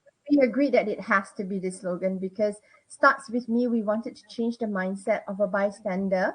The bystander effect. For example, if there's an accident, right? Everybody look at the accident thinking that someone else has called the police or the ambulance, but nobody did it. So that's like the bystander effect. So what we wanted to do and achieve with this particular campaign is we want to change that shift, that mindset shift from just a bystander to an active bystander. And I think I want to pick up from what Zara said earlier, that if the child sees this, the abuse happening to the parents, they might think that this is normal because they don't know any other way, and they may then, when they grow up, be the persons causing hurt themselves, and then the cycle of violence continue. True. So, so one of the things that has been related to me was when I shared this with my friend, and she's a teacher, and she said that I actually had to do video calls every day to certain students in my class just to check on how they're doing. And I said, why? Even on weekends? And she said, even on weekends, I insisted on a video call because I want to see, because I saw bruises. And so after them, I heard they told me that the father beats up the mom beats up the children. I see. I just want to make sure that it didn't escalate. And I thought that teachers play a really critical role during the home-based learning, or whenever we go into a circuit breaker mode. And another one of my friends shared with me that she hears a lot of screaming from her neighbor. So she was telling her husband, hey, I think we should go there. And so she was texting me all this. So what they did was they just went over and said, hey, everything okay? We kind of heard loud noise. We just want to make sure, everything is okay. Nobody opened the door, but it lets the persons causing hurt know that, this is no longer a silent matter. And I believe it also helped the victim knowing that people around her immediate neighbors, are concerned about her, so that she maybe have the courage to seek help should she need to the next time. Hopefully there isn't a next time, but we never know. There's so many reasons why people stay in an abusive relationship, but the least that we could do are the steps that we have outlined for you. Another case was, the grandmother. So something happening and wants to stop it, but don't know how to stop. So the interesting part bila kita pergi ke end domestic violence, just one point before we bring on Ustad on board. Let's talk about it here, which means they boleh, even anyone can express their point of view, express their feelings, right? Let's talk about it means they won't be left alone. And then can you touch a little bit what this means? Watch your mouth. Is this an article written and what is one of the things that we realize is that the persons causing hurt or the abuser, they may have gone through some traumatic event in their life that led them to be like this. and we don't have enough point of view stories from persons causing hurt. Maybe they themselves need help, but they don't know how to. So this particular section, let's talk about it. It's mainly written by men for men to address the issue of domestic violence from the lens of a man, a husband, and father. And I think it's very important for the persons causing hurt, particularly the men, to know that, we are here, we are listening, and we want to help. Yeah, it's not just helping the victim, but helping the persons causing hurt. And this picture, can I show you something? It's a picture of a Muslim woman in bruised. You're very alarmed or concerned because the statistics are real, that there's this growth of violence in our community. Yeah. I mean, this is something which you suddenly realize that, hey, wait a minute, wait. My community is not going to be this, right? The statistic, is this something that trigger you to take action now? Because masyarakat kita now, I don't know what happened to us. Yeah, actually the first article, the one with the image with the hijab, actually it happened, or maybe it's still happening to a person that I know, that the writer knows. And and this is, like I said last week, on social media, picture perfect family goals, relationship goals. The husband is actually a religious teacher. And Wow. And because she wears hijab, so you can't see the bruises on the hands or the neck, until she shows it to you. And we tried to help her, but she is still staying in the relationship, I think because of the children. Or for whatever reason, it's difficult for them to leave. And for me, the shocking part was, as a man of religion, you know better. You should know better. You should be leading. You should be the example that we should look to. But it's not so. So, yeah, that was quite sad. It's very, I know, it's very speechless. That's why we need to get a person who knows this deen a little bit more, because sometimes we cannot break down, we don't even understand. So we need everybody, all superhero right now. I'm not giving up. Don't give up. Okay, so we need to keep spirit high up. We need to help these people. Thank you very much to Sharani, Zara, Amaniza for coming together to bring this here, because we cannot do this alone, kan? Okay. I think we have one question. We have one question by Puan Aisyah, I think. Okay. Silakan. Puan Aisyah Alisha. If a father beat a child aged between 2 to 6 of age with bilai-bilai from cane or hanger, cause to educate, is that considered child abuse? Tapi I think tadi Cik Amadizam dah address this issue. You don't go excess. Kan the best is you don't try not to use those things lah, kan.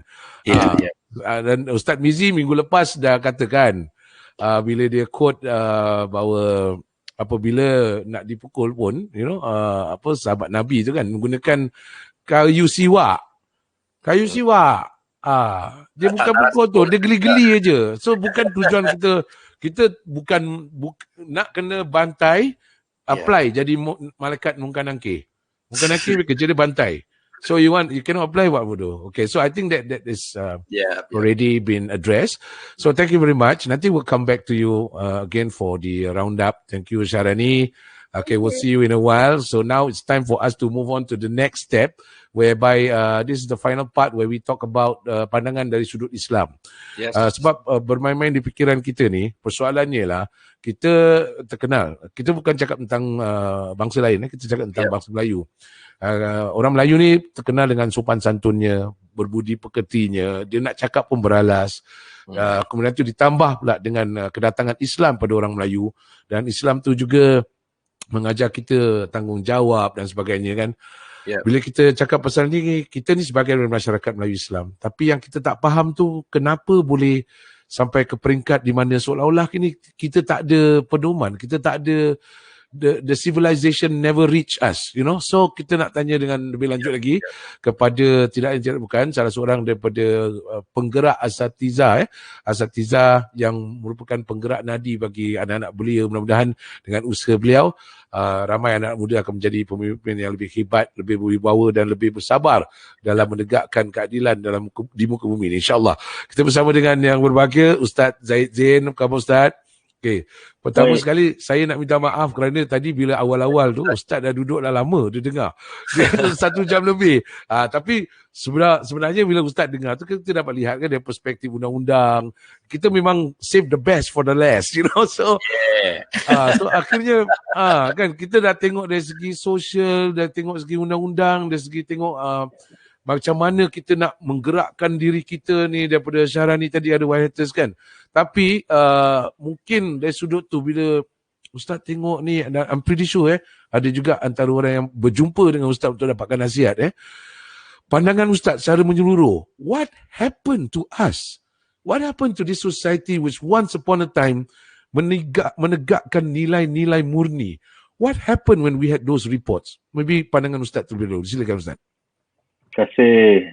Memang tunggu lama betul, sejam betul korang. Seronok.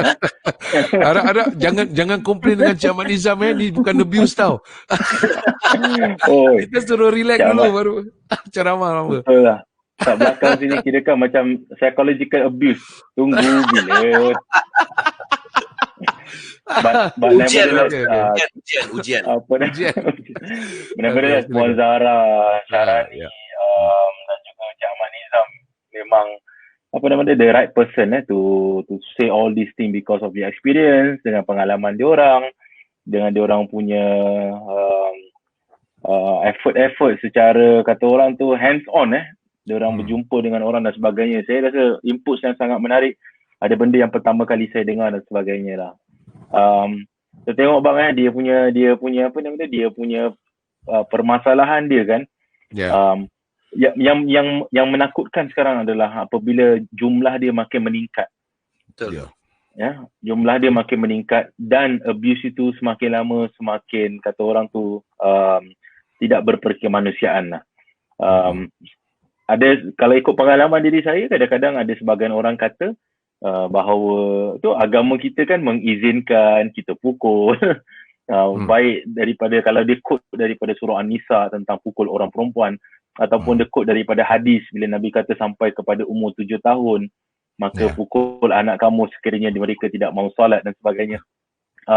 Walaupun ayat satu saja dalam Al-Quran, kemudian hadis kurang daripada 5 yang cerita tentang physical, kata orang tu physical touch.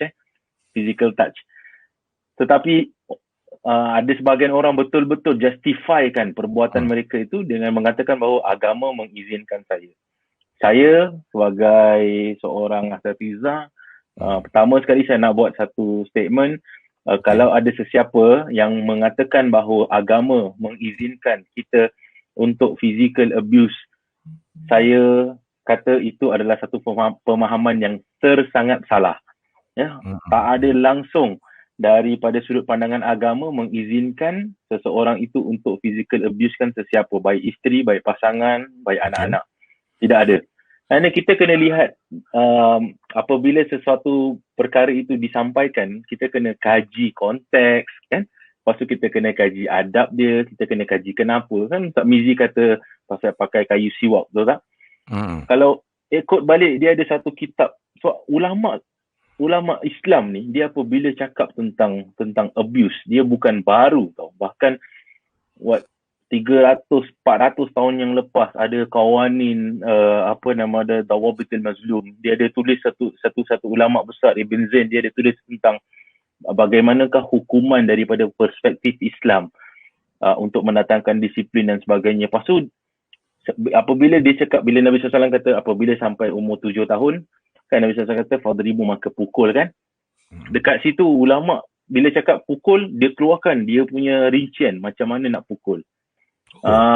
Sebab apa bang? Dia macam gini. Abang Rudin dan juga Abang Suhaimy, pukulan ibu bapa kepada diri kita dulu adalah vital part of kita punya upbringing, betul tak?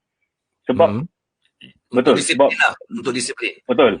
Ketika mereka sayang kita penting, dan lepas tu ada satu peringkat diri kita tu memang mak bapak kita memang pukul bantai kita. Dah tak? Sebelum kita naik dewasa, lepas tu dia dah lepaskan kita.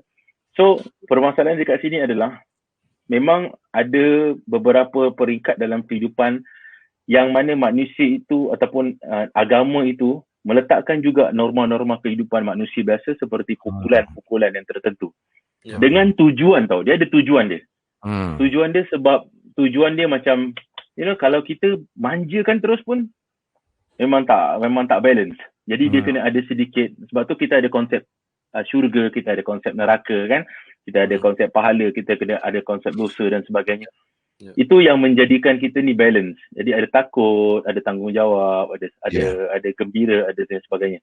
Jadi bila kita cakap pasal ni, permasalahan dia adalah apabila pukulan yang kita terima daripada ibu bapa kita dahulu, sebagai satu manusia biasa, saya tidak pernah merasakan bahawa apabila mereka melakukan perkara tersebut, ia merupakan satu hukuman yang berlandaskan kebencian tau.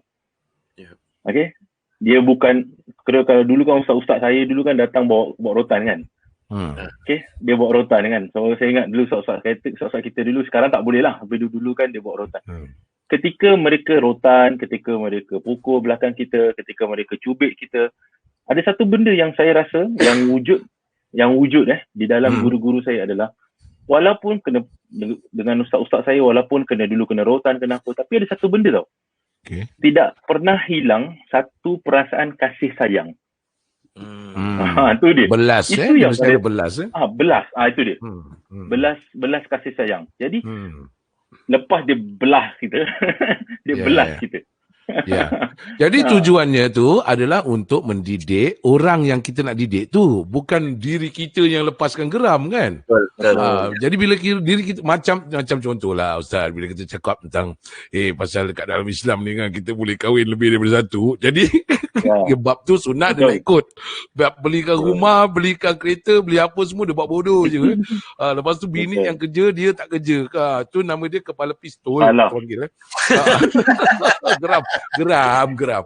Okey ni Ustaz, kita tak nak buat boleh buat, tak semua orang ada bakat yang sama. Ada orang dia mempunyai bakat, dia boleh berumah tangga lebih daripada 1, 2, tak ada masalah.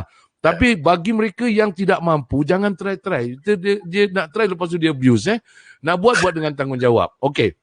Ini Abuse betul. Maksud dia ketika dia mempunyai kekuatan untuk melakukan perkara tersebut, sebab dia sebagai seorang dewasa kan, dia ada anak dan dia mampu untuk pukul anak dia tersebut. Had dia jangan sampai pemukulan tersebut abuse-kan kekuatan yang dia ada. Itu yang banyakkan orang dia abuse lah. Cakap pasal agama ni, Ustaz, ni saya ekstrak daripada laporan berita Mediacorp ni, bukan saya yang buat ni. Ini laporan daripada bila ditemu ramah dan kemudian tu kes-kes tertentu. Ini cakap pasal orang yang nak jadi ulama tapi dia sebenarnya adalah ular dalam semak.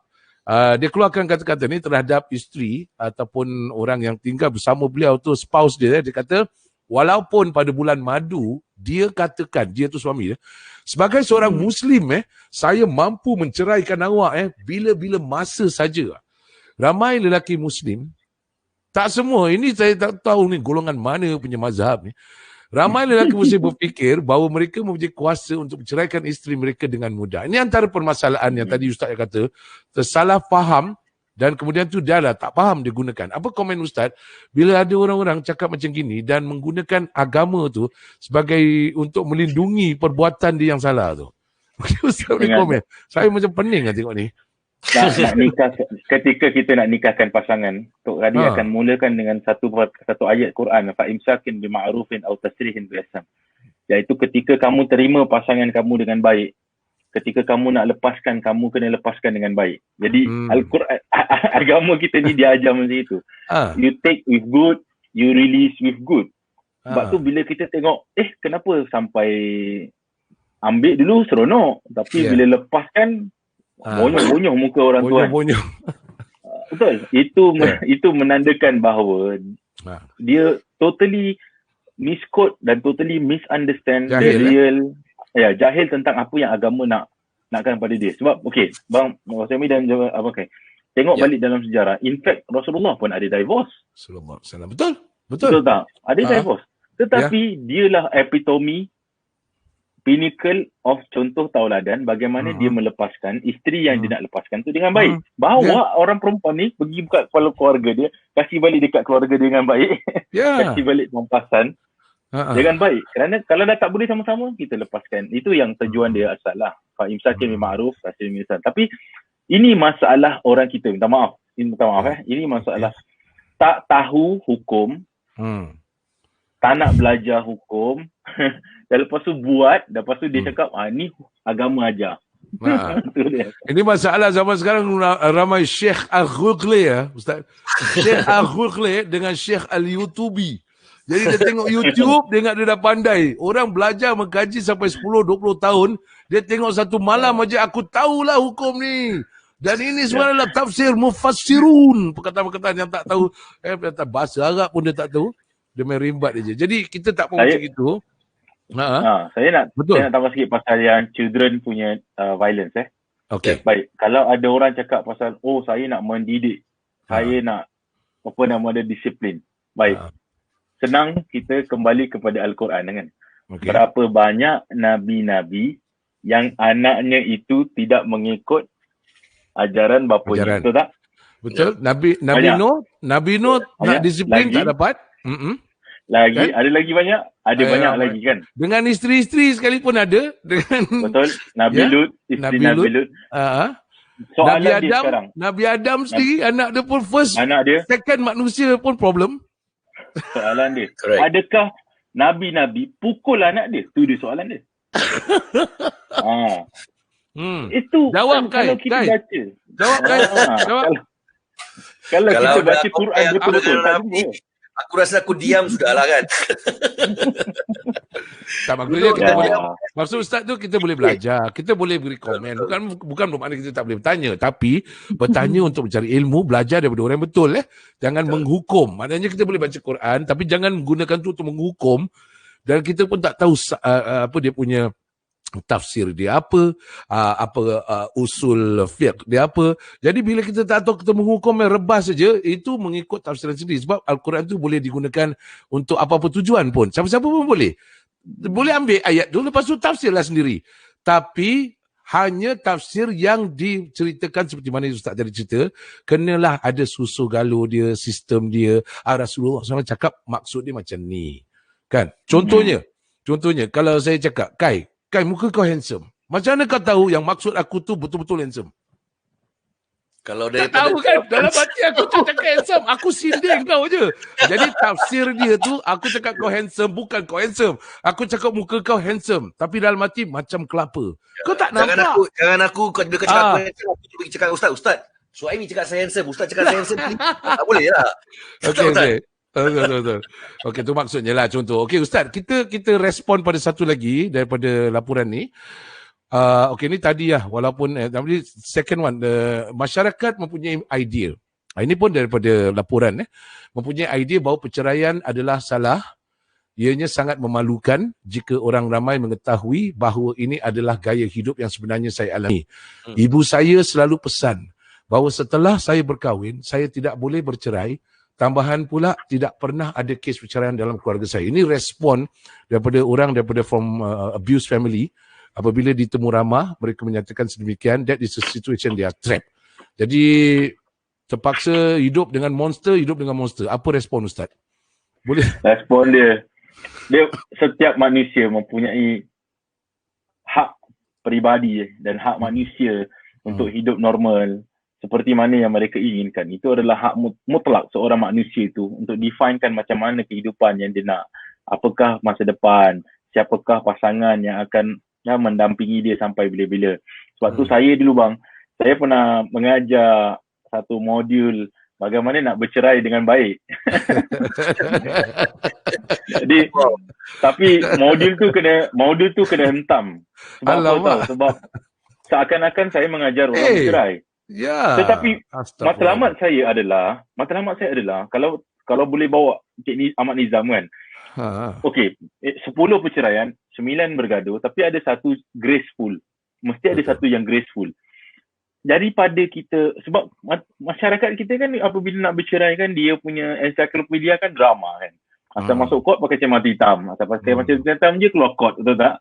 Jadi it's always drama gaduh. Betul. Tetapi kena tengok bahawa di dalam court, ketika saya pernah attachment di mahkamah syariah, saya juga pernah hadiri court perceraian yang tidak ada masalah langsung. Yang mana pada saya, kalau kita highlightkan kepada masyarakat bahawa ada jalan keluar untuk kita pursue kehidupan masing-masing sekiranya kamu menjaga tata tertib ni. Tapi kerana setiap orang apabila nak masuk dalam perceraian dia, mesti gaduh. Sampai orang terlupa bahawa ada juga rupanya perceraian tak bergaduh. Ada banyak. Yes. Ya. Dan perceraian tu sebenarnya adalah untuk ialah tujuannya tu, kalau kita bergaduh ni pun, bergaduh tu untuk dia kena ada masalah untuk dapat penawar Betul tak?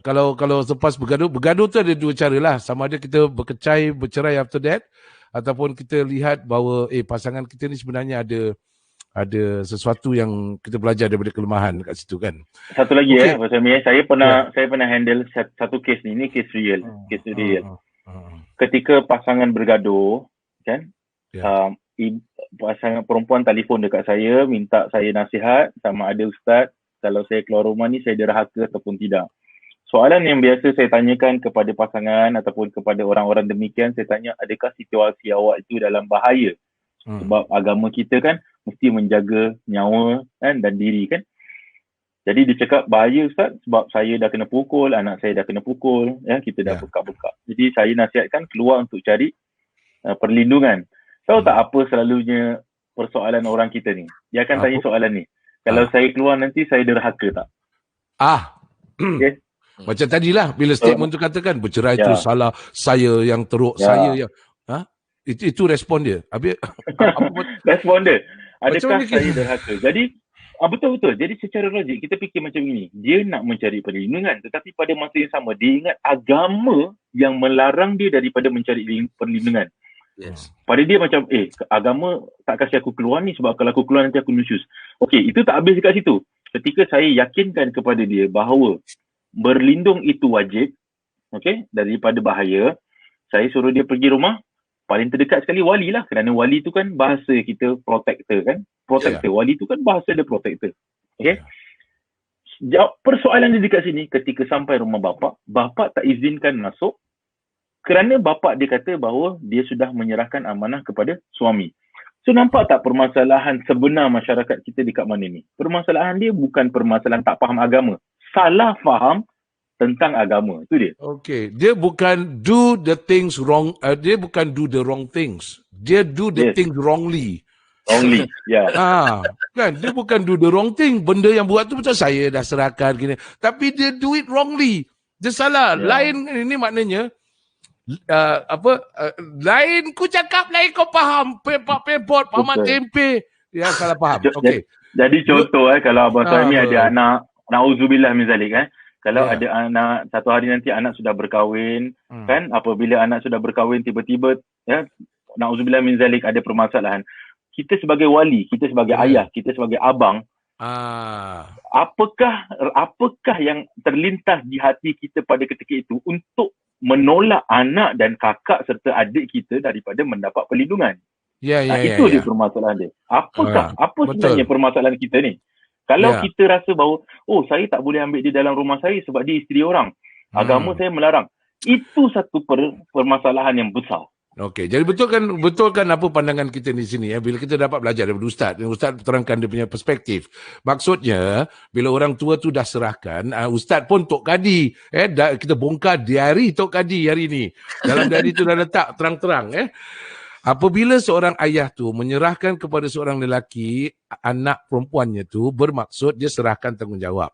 Tapi dari segi kalau berlakunya kemaslahatan seperti ini, maknanya pencemasan, apa perkara yang boleh meragut nyawa dia, bapa tak boleh cakap lepas tangan.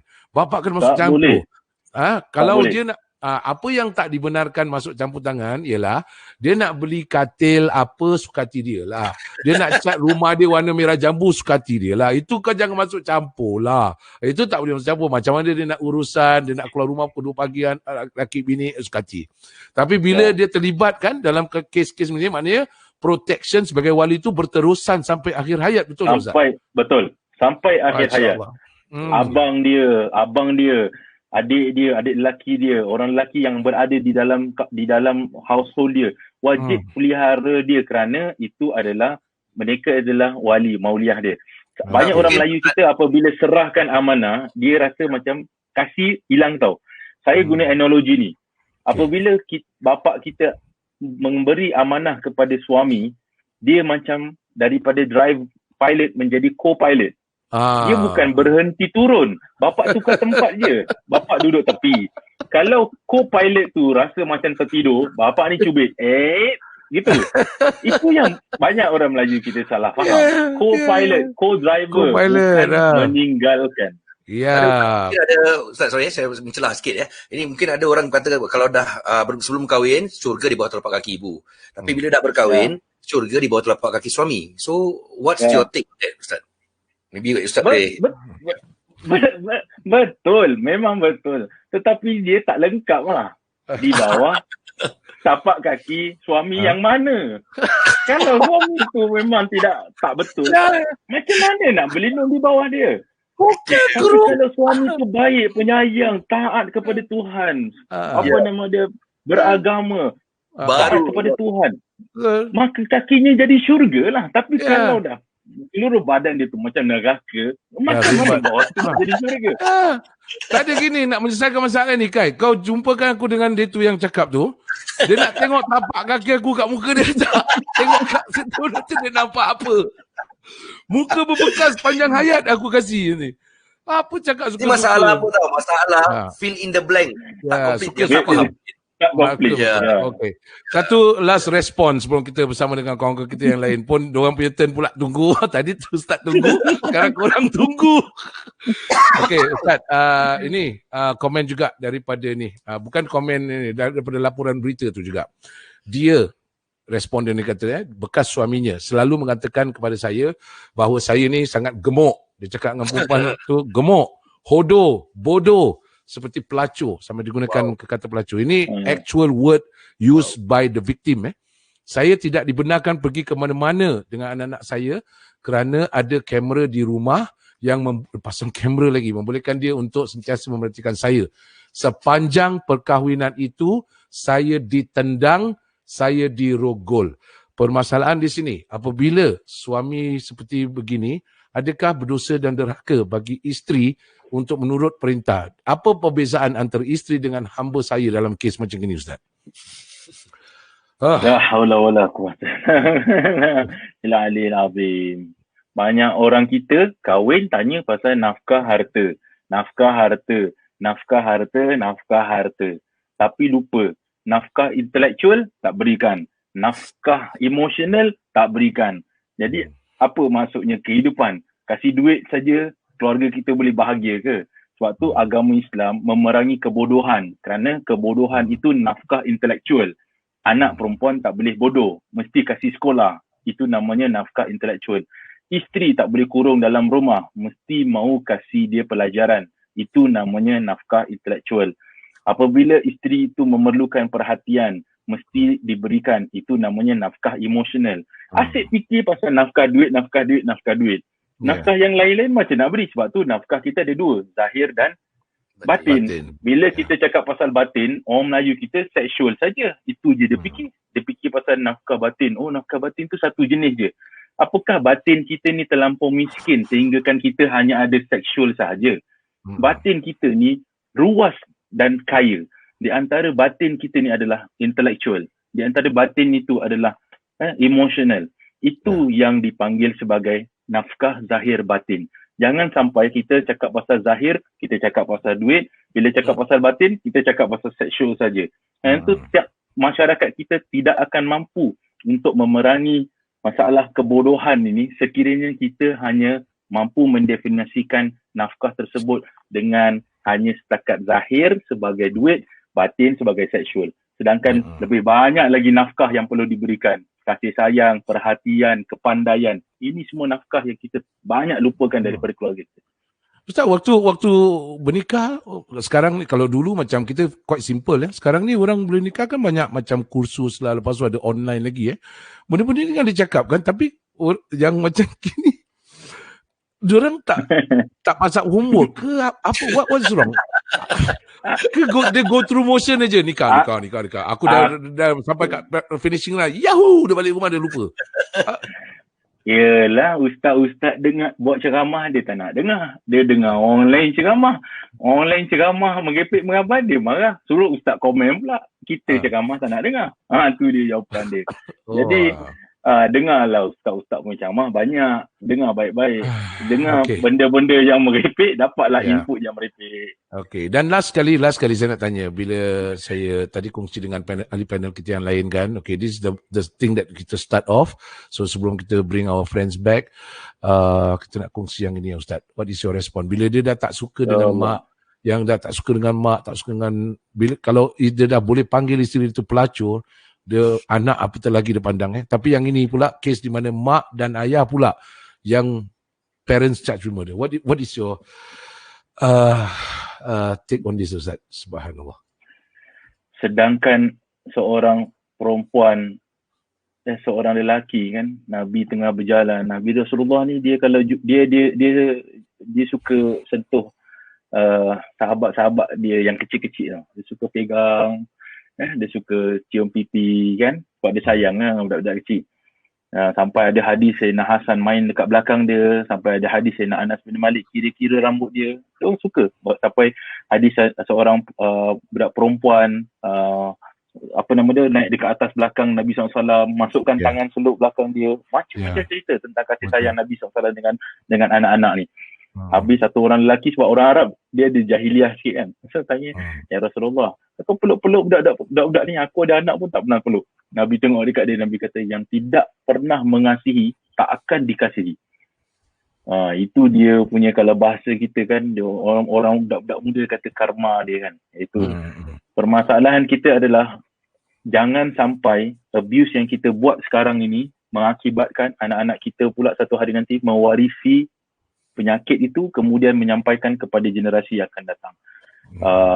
Saya rasa banyak benda yang perlu diubah. Banyak benda yang perlu kita change dalam masyarakat kita. Kalau dulu tak boleh benchmarkkan dengan benchmark yang lama lah. Dulu saya kena sebat dengan ustaz saya sebab sekarang dah totally berubah. Situasi dia dah berubah dan sebagainya. Sebab tu saya baru kongsi tadi dekat IG saya satu kisah. Seorang ibu bapa message kat saya tanya tentang anak dia yang degil. Lebih kurang 7 ataupun 8 tahun yang lepas lah. Nasihat saya adalah jangan lepaskan dia, kerana satu hari nanti dia akan kembali balik. Tapi kita kena trust dan kita kena sayang lah. Betul. Remaja ni sekarang dah dewasa, dah berkahwin. Saya baru nikahkan dia.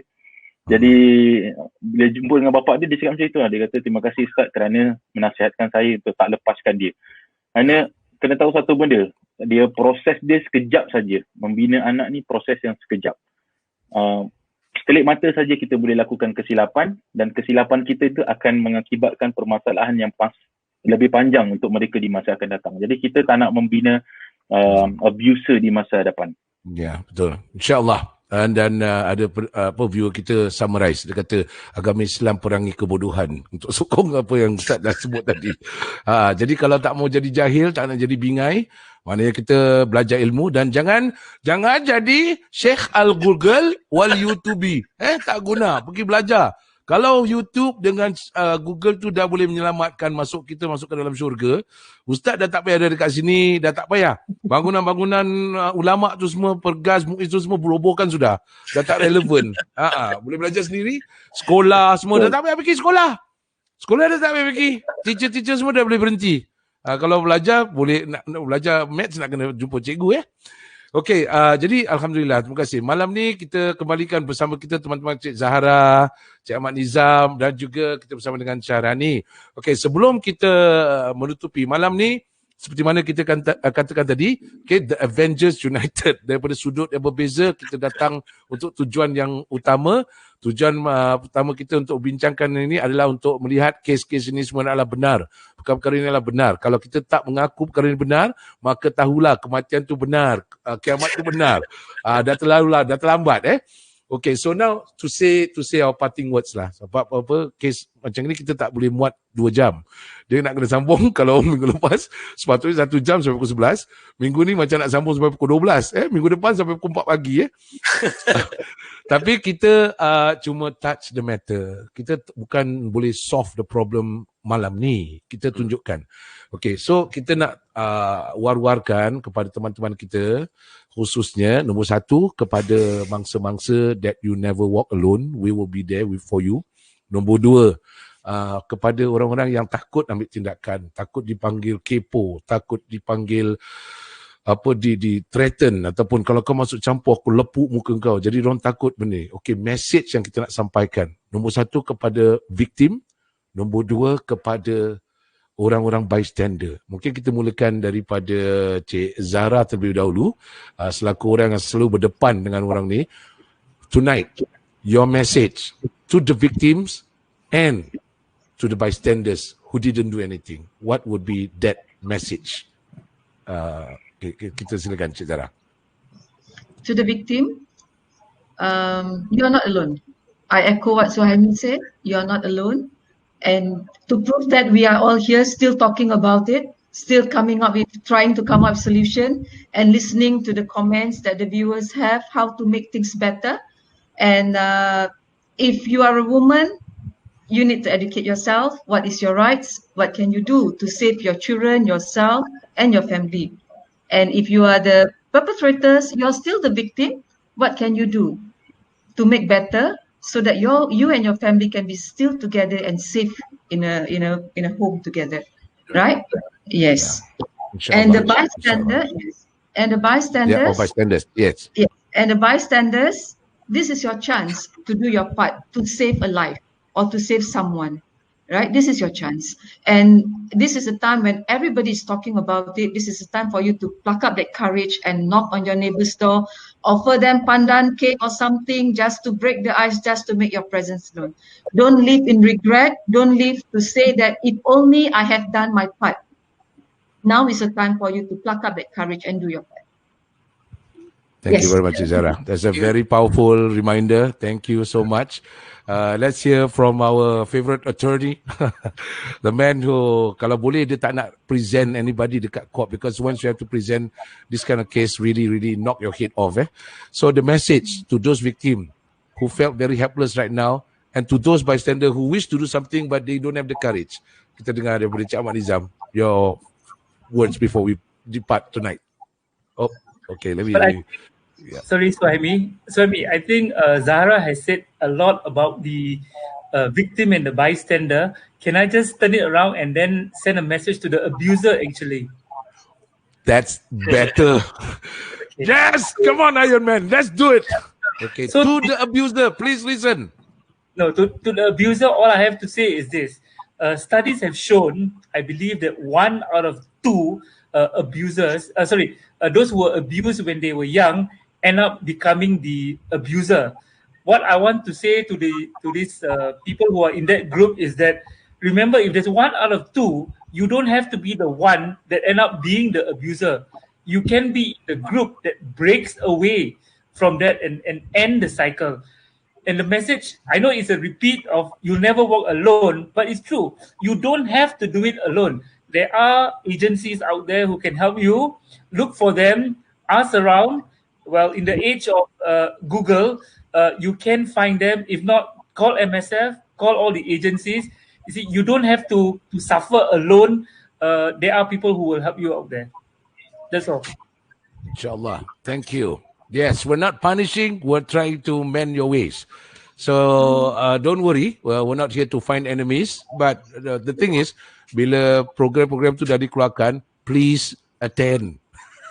Don't run away because you're doing injustices to yourself. Cik Syara ni, you put together the act, get Wonder Woman, Cik Zahra come in, Iron Man, Cik Ahmad Nizam come in, and now the White Hatters has moved into a collaboration with Casa Rauda. And of course, we are looking forward to maximize enddomesticviolence.sg website. Message to the world out there. Silakan Cik Suhaimy.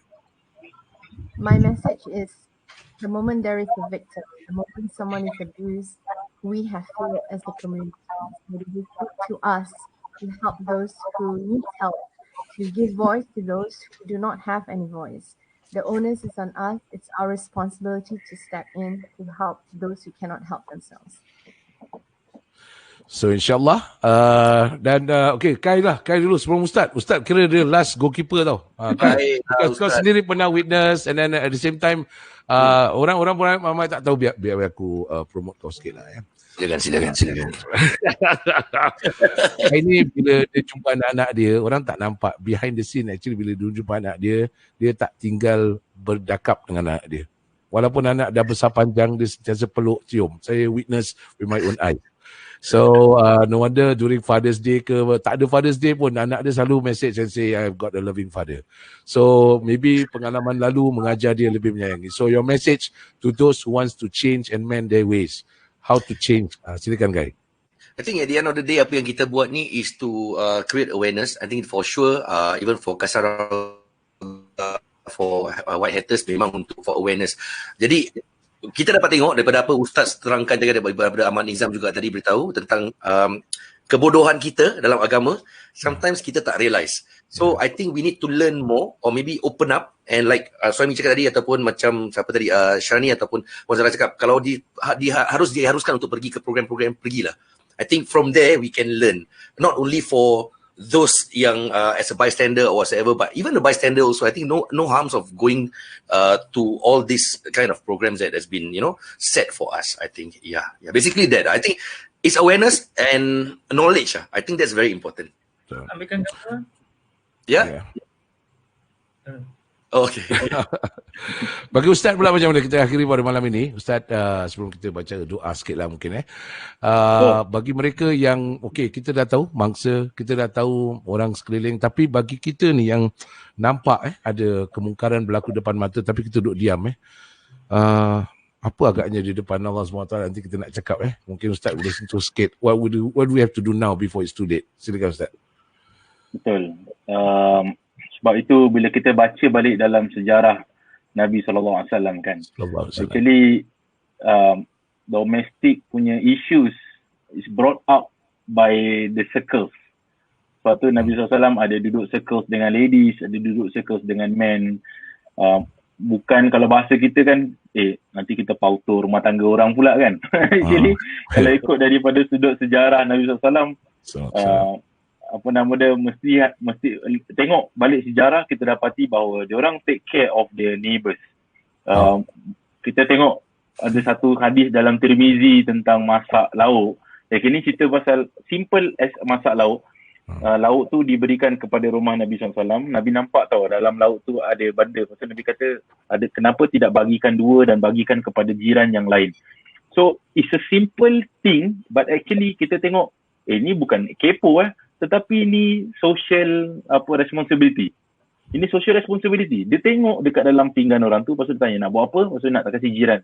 Kenapa tak bagi dua, tambah sedikit dalam, lepas tu kasih jiran yang lain. Adakah dia kepo tentang masakan orang ke, dia buat apa ke? Tak. Ni luar daripada kepo. Kerana itu Nabi SAW bila cakap pasal iman, ada 10 ke lebih hadis cakap pasal neighbours kan. Tak? Ada 10 cakap pasal neighbours. Yes. That's why I believe that a good Muslim must equate as a good neighbours.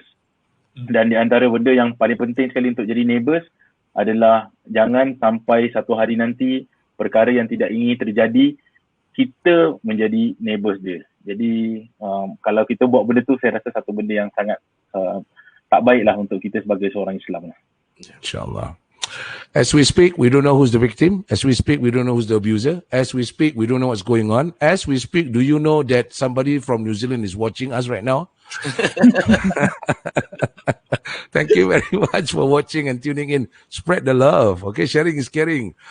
Kia ora kata, kia ora. All right.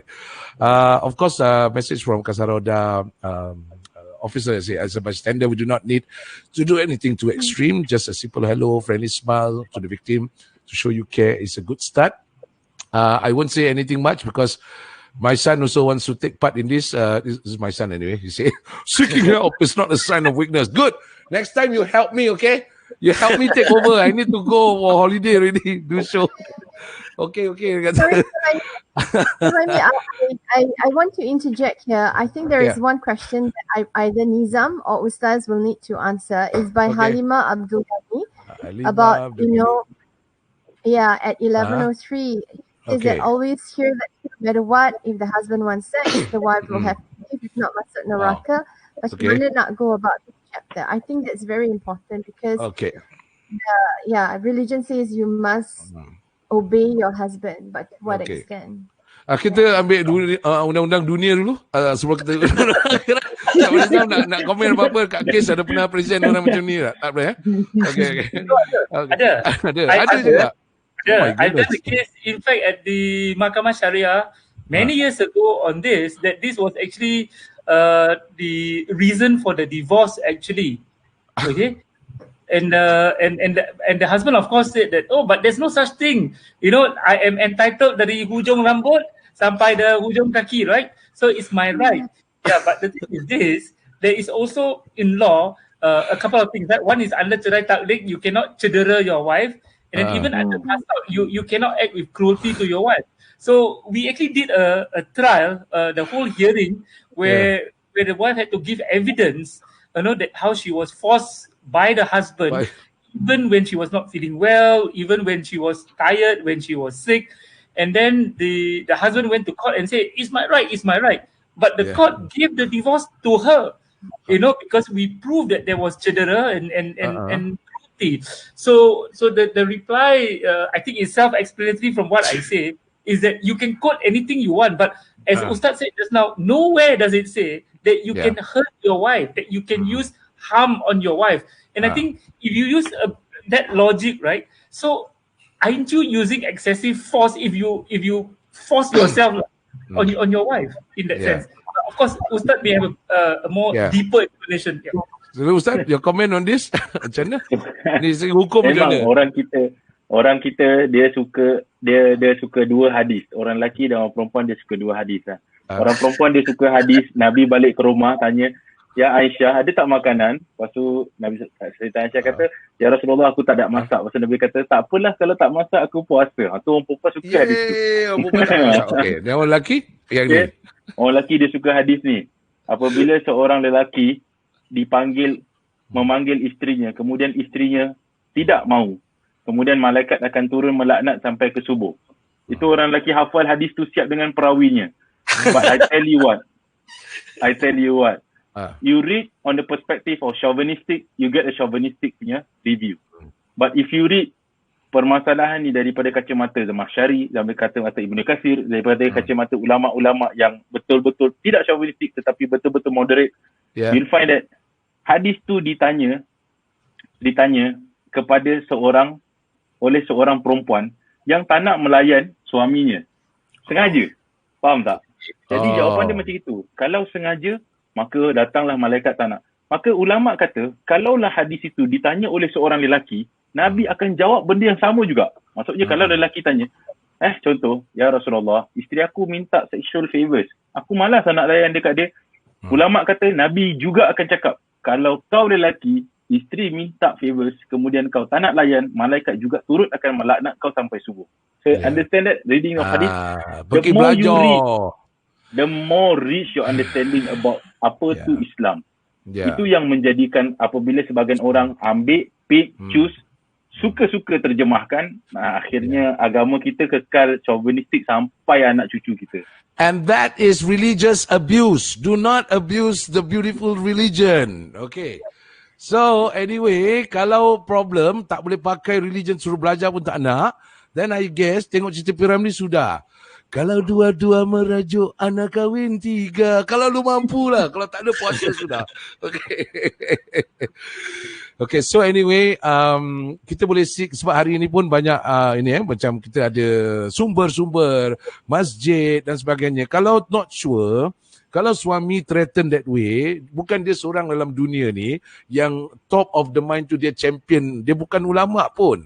So do not use agama to abuse anything. The system is already there. Okay, so thank you very much. And I think there's also a lot of there's a lot of positive feedback where everybody can wake up now. Okay, it's time for us to make the first step. Pick up our courage. We can do this together. Thank you very much. Amboy Susan Mariam say agree. Agree yang apa tu yang masuk tapak kaki syurga, lepas tu neraka, bukan? Okay, and of course tadi Cik Hana Samuel kata social responsibility, and okay, here we go. She said, the onus is on us to help those who cannot help themselves. That's the point we want to bring, and of course we don't want to let the victim stay in a silent voice. So terima kasih banyak kita ucapkan kepada Ustaz Zaid Zain, terima kasih kepada Ahmad Nizam Abbas, terima kasih kepada Cik Zara, terima kasih kepada Syahrani. Thank you. Terima kasih. Dan terima kasih kepada juga kepada Kai, walaupun kepala benjol, dia tetap nak mengacarkan juga benda ni because it's so important.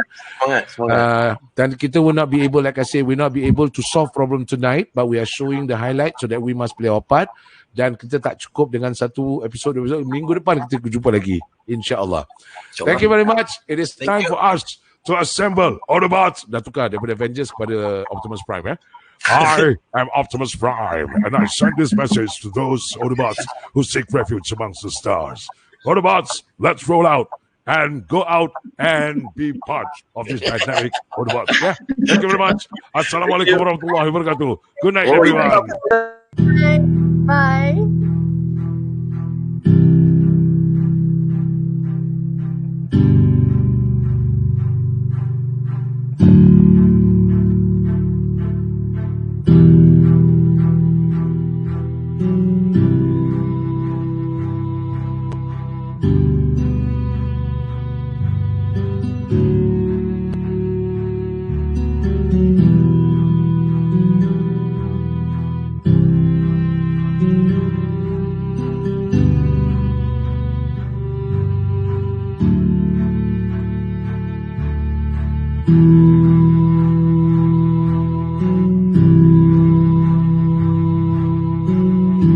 Domestic violence.